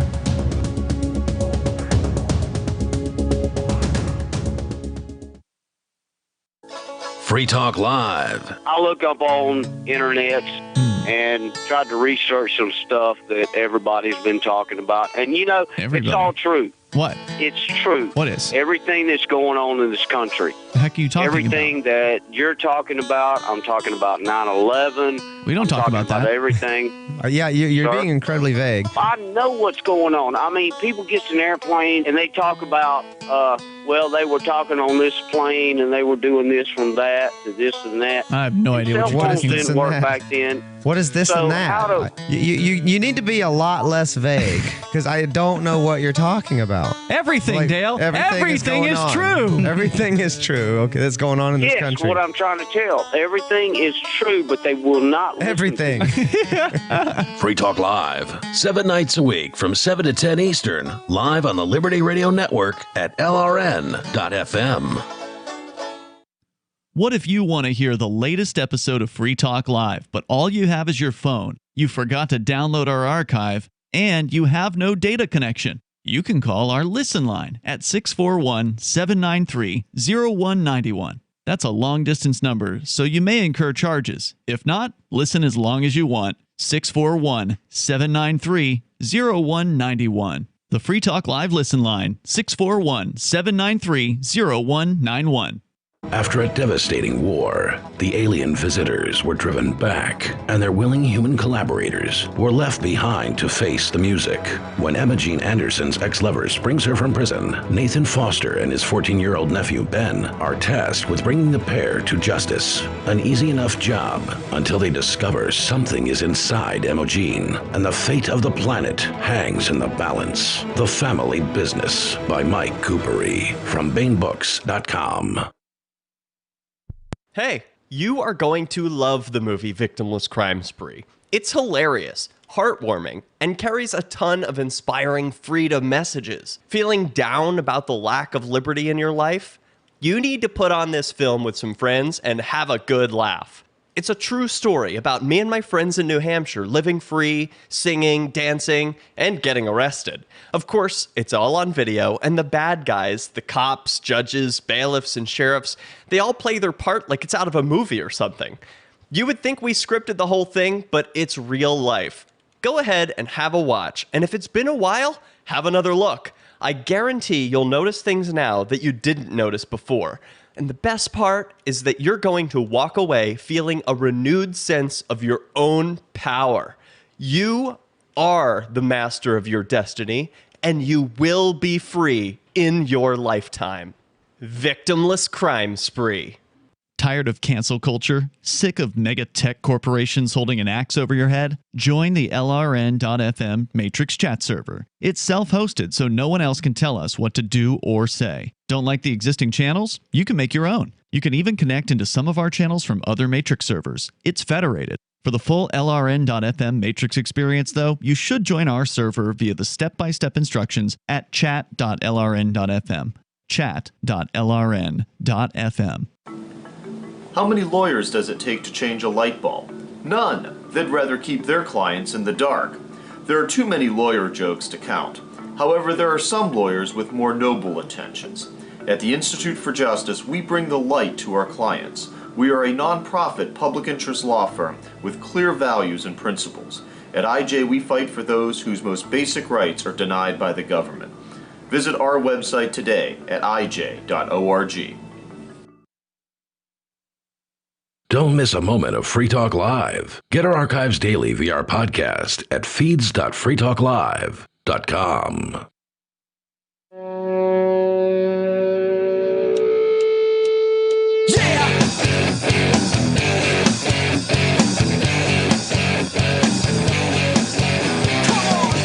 It is Free Talk Live here at Forkfest 2021.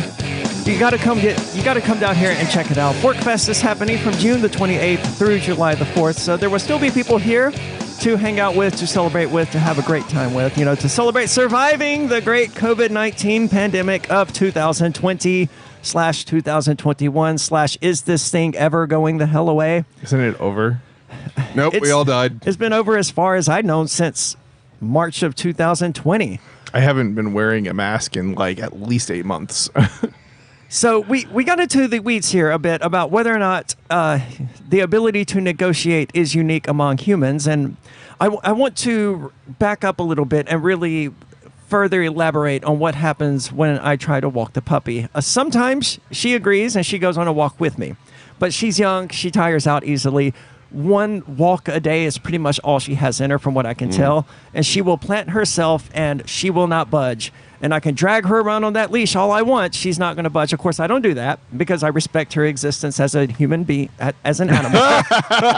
I have no objection to having said that. Are we going into the whole rights category for animals now? Well, I've always been an animal rights advocate. I think she clearly thinks that her dog is a human being, at least on some level. Well, I don't think that, but I would certainly argue that treating any non-human animal as though they're inferior simply because they're not part of the same species is the same sort of arguments that white supremacists and bigots have used for centuries. The only difference is yes, they call humans animals. That's exactly what they do. They remove you from the category of philosophical agency by calling you an animal. But we are animals. We are humans. We are scientifically, provably apes. Yeah, we are animals, but not beasts. So we invented the term beast. We invented the term beast as a way to include to refer animals to non-human animals in a single syllable. Yeah, that's discriminatory. It's bigotry. It's like saying I discriminate between humans and other animals. Yeah, I don't. That's all I'm saying. That's insane. I find discrimination to be immoral, so I don't do it. That's insane. well, okay, if a tiger shows up, you can't talk it away. It's okay. So here's the issue. We all discriminate. We discriminate which foods we want to eat. I don't think discrimination in and of itself is a problem. It's not to a non-living thing. Certainly. Yeah. So I would change the way you phrase that just a little bit. Well, I'm certainly not going to go up to the bear and assume I'm not going to discriminate against you, bear. I know your kind has a reputation for ripping my head off. No, I'm not. There is a certain level where discrimination good. I'm glad should we're on be the applied. same page as far as that goes. Yes, but at the same time, discrimination is inherent to human survival. Meat. I do eat meat, and if you don't discriminate between animals and between humans and beasts, then I am very upset at the fact that you eat meat. Oh boy, are we really going into cannibalism? No, not at all. Because look.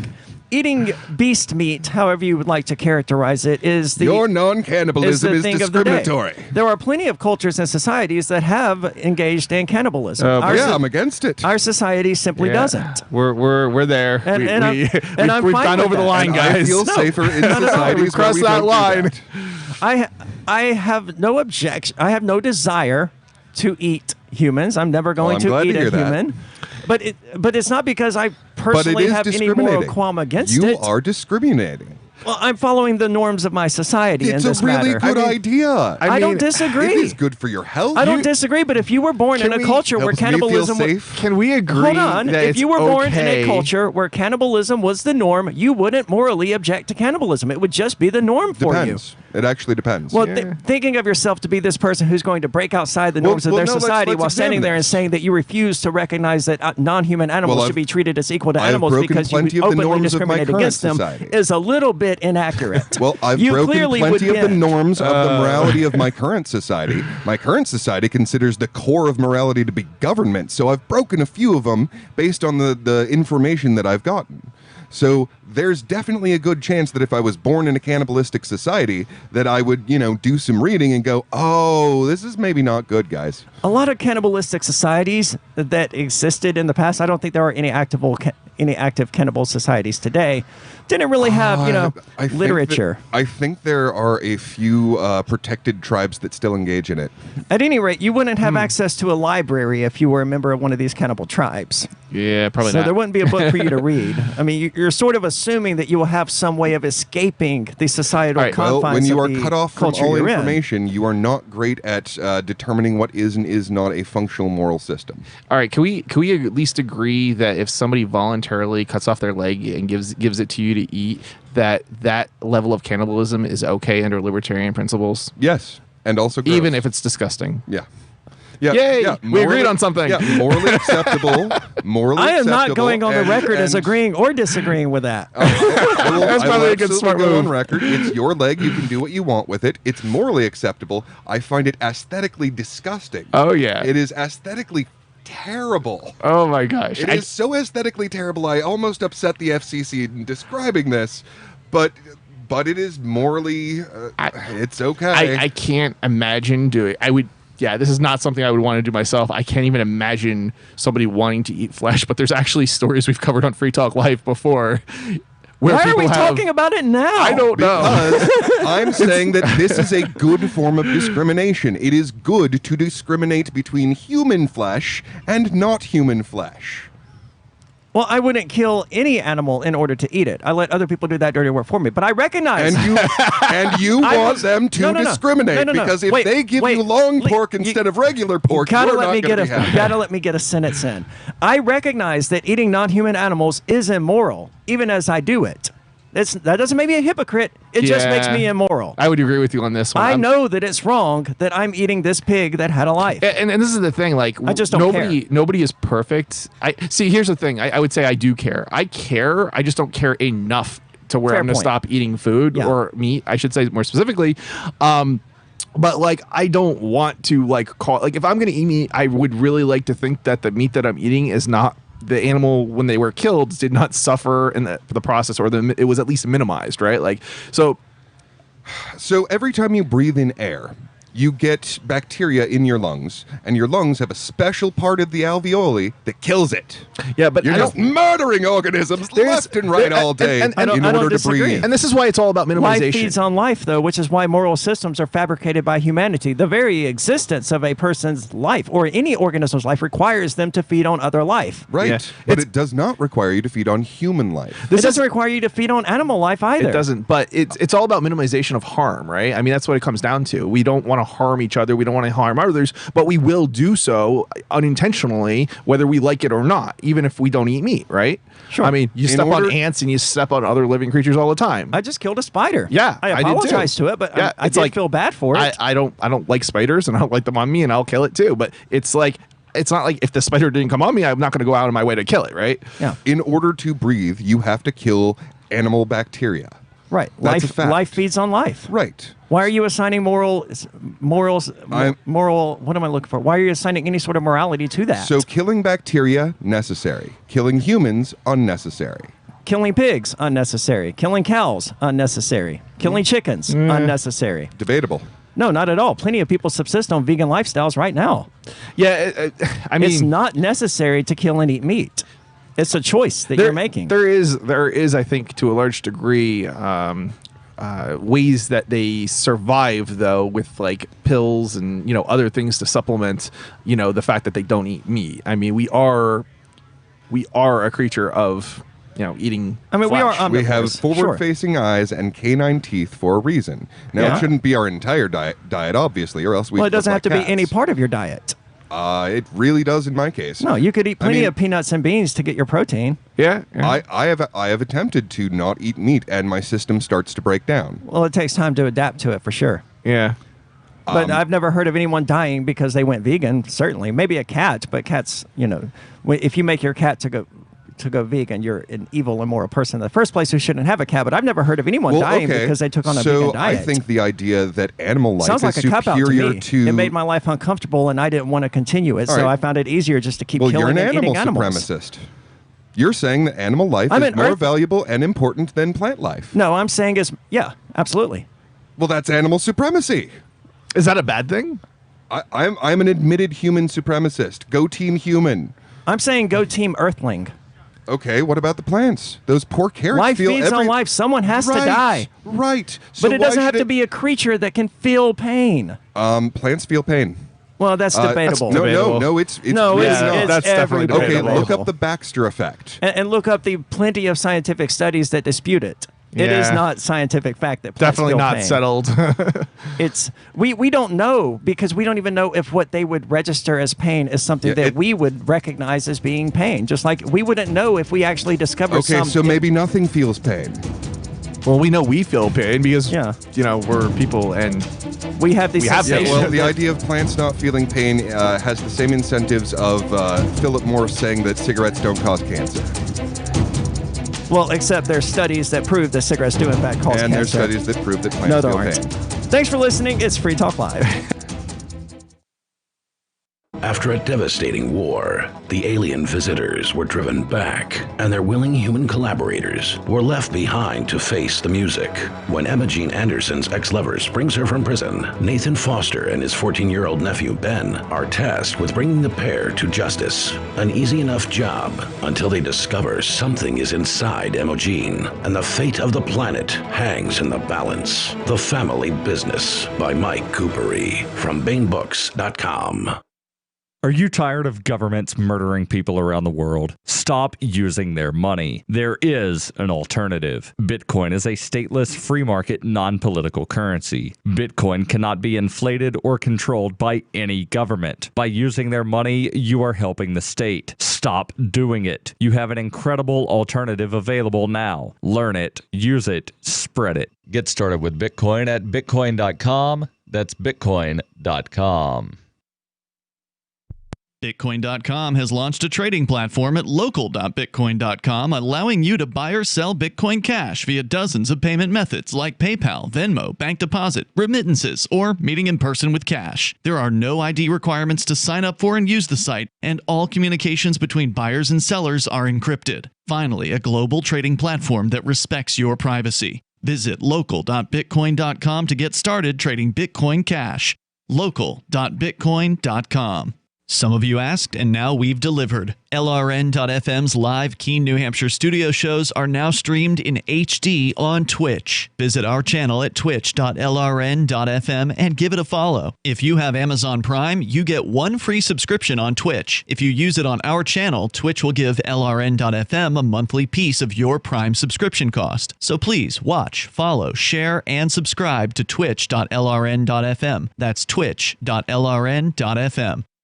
Coming up next after the news, hour one of the latest episode of Free Talk Live here at listen.freetalklive.com.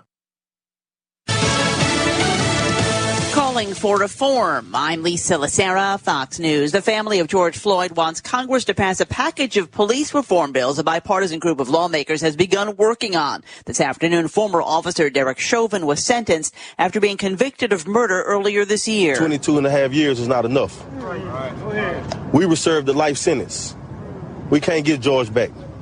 Gianna can't hug George again. George Floyd's nephew, Brandon Williams, family attorney Ben Crump. Real justice in America will be black men and black women and people of color will not have to fear being killed by the police just because the color of their skin. Chauvin still faces federal charges of using excessive force and violating George Floyd's civil rights. Rescue crews in Surfside, Florida remain on the scene of a high-rise condo collapse that happened early yesterday morning. At least 4 people have died. 159 are unaccounted for. We are working around the clock to find people and bring them out safely because that's what our rescue team tells us they are doing. Miami-Dade County Mayor Daniela Levine Cava. Israeli media say the country's consul general believed 20 citizens of the country are missing. Another 22 from Argentina, Venezuela, Uruguay, and Paraguay are also missing.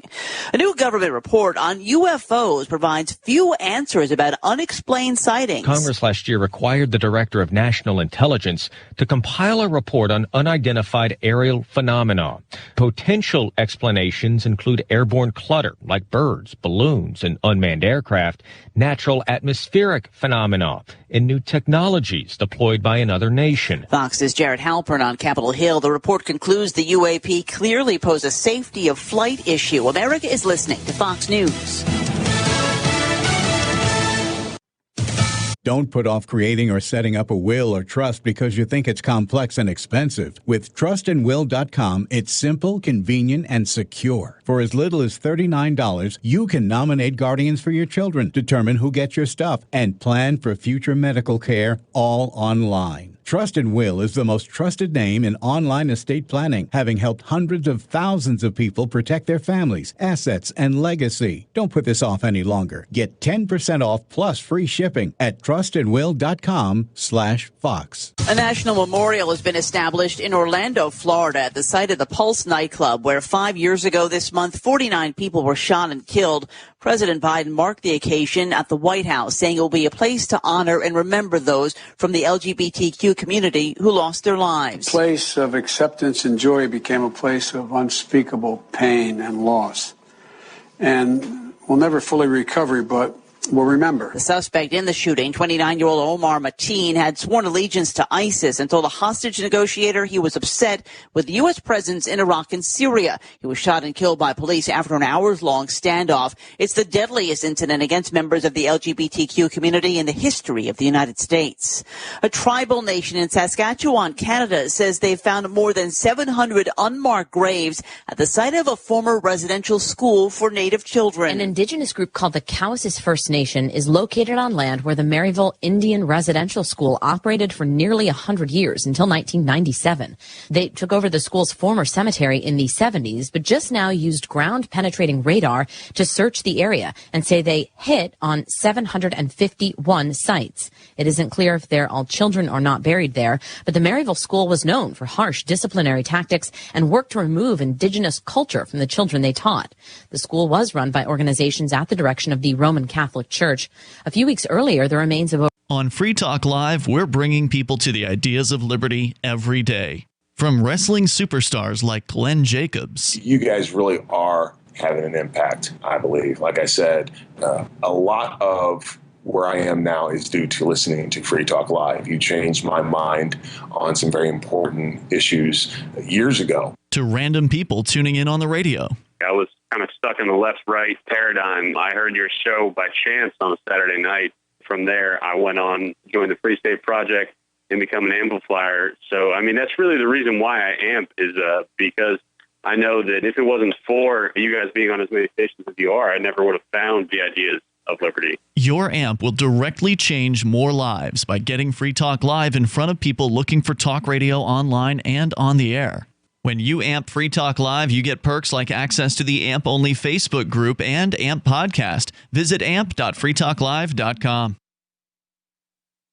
Bruce Springsteen completed his new sci-fi concept album Red Dust, which explores the lives of struggling 23rd century carbonite miners on Mars. The 14 tracks on the album address a range of everyday trials and tragedies faced by blue-collar Martian men, simply trying to put food on the table for their embryonically harvested juvenile clones while living under the hypocrisies of a corrupt planetary federation. In business, top financial experts have indicated that any hope of recovery for the struggling U.S. economy rests solely on Spokane, Washington resident Bill Laughlin, who is currently browsing the power tools section at Sears. At 10:10 this morning, Laughlin investigated a scroll saw which sent stocks soaring nearly 300 points. 15 minutes later, with Laughlin straying away to try on sunglasses, Congress called an emergency joint session to offer Sears tax breaks in exchange for sending an experienced salesman over to help.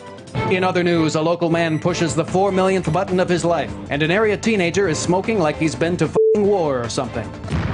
This is the Onion News Network.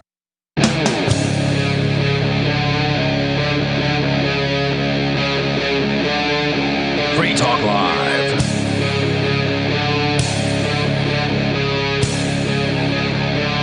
F the police, F the FBI, and F the government in general. Absolutely. It's Free Talk Live. F as in Free Talk Live, obviously. Let's Free Talk Live these people into obsolescence. Just now, evidently, the federal government, the prosecutors, have filed an objection to Rich Paul, also known as Nobody's motion for the revocation of his detention order. Now, for those who aren't following any of this, and you've been living under a rock and you have no idea that there are 6 libertarians in New Hampshire who have been charged by the federal government with various white-collar crimes regarding cryptocurrency and alleged nonsense that I don't really want to get into. Rich Paul has been detained since March the 16th. That's 3 months and 8 days in jail for a nonviolent crime, for a white-collar nonviolent crime. Now, his initial attorney, as I understand it, suggested that he waive his right to a detention hearing. I'm not sure why Rich followed that advice, except it's my attorney's advice. It seems like a good thing to do, you know. Do this now and we can fight it out later. I don't know. I wasn't there, and I obviously... Liberty Radio Network, broadcasting the latest liberty-oriented audio content 24 hours a day at LRN.FM.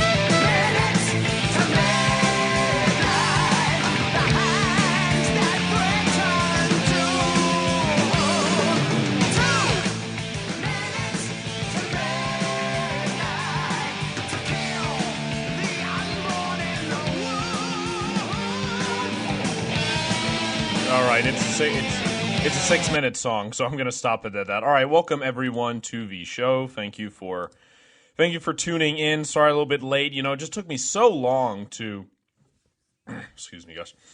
Took me so long to choose the intro music. Right, I'm just thinking at first I was going to do what I'm about to do now, and it was a little bit too depressing, and I wanted something upbeat, but just, you know, something to show how serious it is. And I don't usually go like, yeah. Anyways, and so since we're going to talk about, right, Joe Biden, especially with his quote, right, Joe Biden's talking about nuclear weapons, which is never a good sign when Joe Biden talks about nuclear weapons. I mean, the fact that he knows even what they are is extremely concerning, right? And please, nobody tell him that he has access to the nuclear football, right? Please don't do that. All right, here we go. And yeah, so before I begin, I just want to say I think it's okay. Hold on, just some housekeeping things. Last live show is going to be on Saturday the 26th. Now, you know, unless there's like a miracle, and goddamn, stop showing what I'm going to show in the future. Unless there's like a miracle and the judge gives Ian the okay to go to PorkFest, like, you know, ideally it would involve Ian, if that's not the case.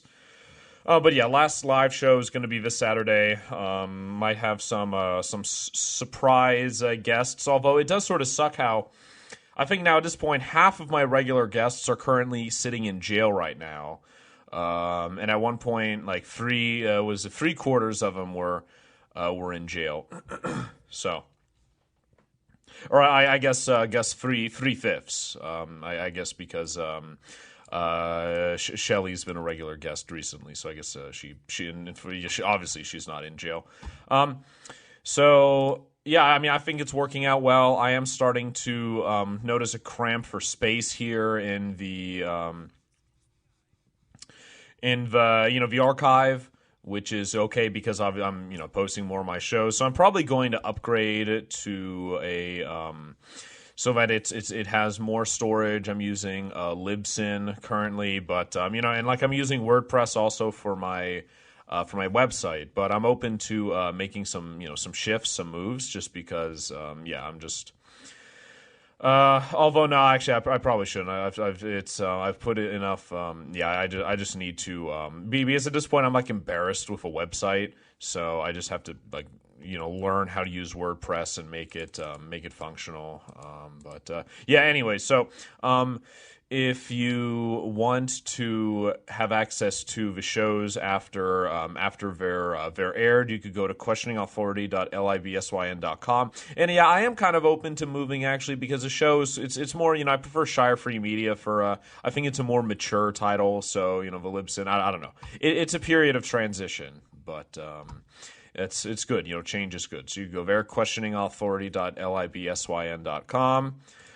And here we go. And it's not e-begging, it's not cyber begging, because I'm providing a service, and you know, it's optional, right? I don't believe in paywalls. But if you want to help keep the show going, and help me cover the costs of and I mean the fact, like, I need an RSS feed for it to work with the new podcast setup that LRN has. So yeah, I ask that you just go here. Now, I haven't actually tested it out during the show yet, so I don't know if I'm going to see a notification, but I do have, so streamelements.com/shirefreemedia/tip, and I know that's not the most that's not the most accessible not the most accessible link, but I literally like just remembered it today, and I'm thinking, well, fuck, you know, and I look at the bill. So yeah, so you go to streamelements.com/shirefreemedia/tip, either during the show or after the show. Leave your name, give an amount, give $4.20 to $14.33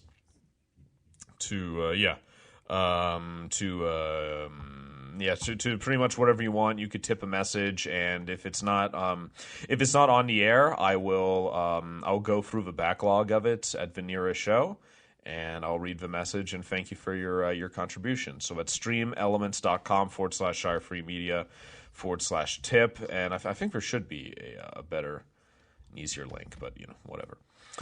Okay, so now that I got all that bullshit out of the way, here we go. So this is a sad. It's a sad topic, but there's it's not your average suicide, right? There's like most high profile suicides, there's always an element of mystery to it, and I think it's not just with high profile suicides. I'm sure a lot of times when people kill themselves, it just comes out of nowhere and it just seems like a mystery, right? Because no one knows what's going on inside a person's head except themselves. It's like this guy. And I don't know if this was a LARP or if it was real, but he had like this diary about exploring these caves, and then eventually one day he says he's going to go explore the cave, and then he never comes out. He just totally disappears. So yeah, and this is a case in the suicide, or the alleged suicide of John McAfee.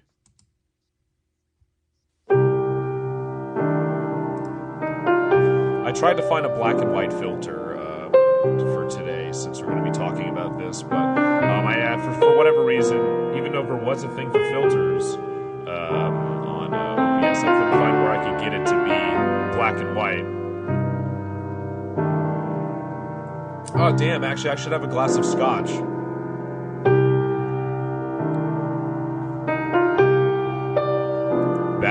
It was back when you could still smoke in bars and all the women wore red.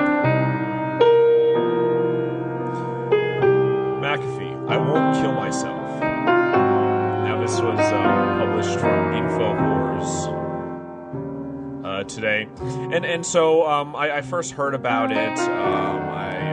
Someone messaged me, "Did you hear what happened to John McAfee?" I said, "Well, what? He's poor." Because I think the last I heard from him was at I think he was claiming that he lost most of his fortune. They said, "No, he's dead." And I look it up, and some people are celebrating not celebrating his suicide. I mean, they're saying that no matter what happened, if he was suicided or if he was murdered, he was murdered by the government, right? No matter what, even if he did legitimately kill himself, he was murdered by the government.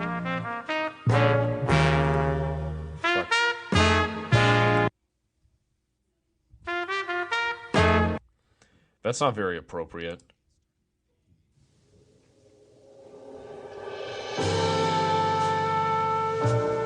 There we go. Now, where was I?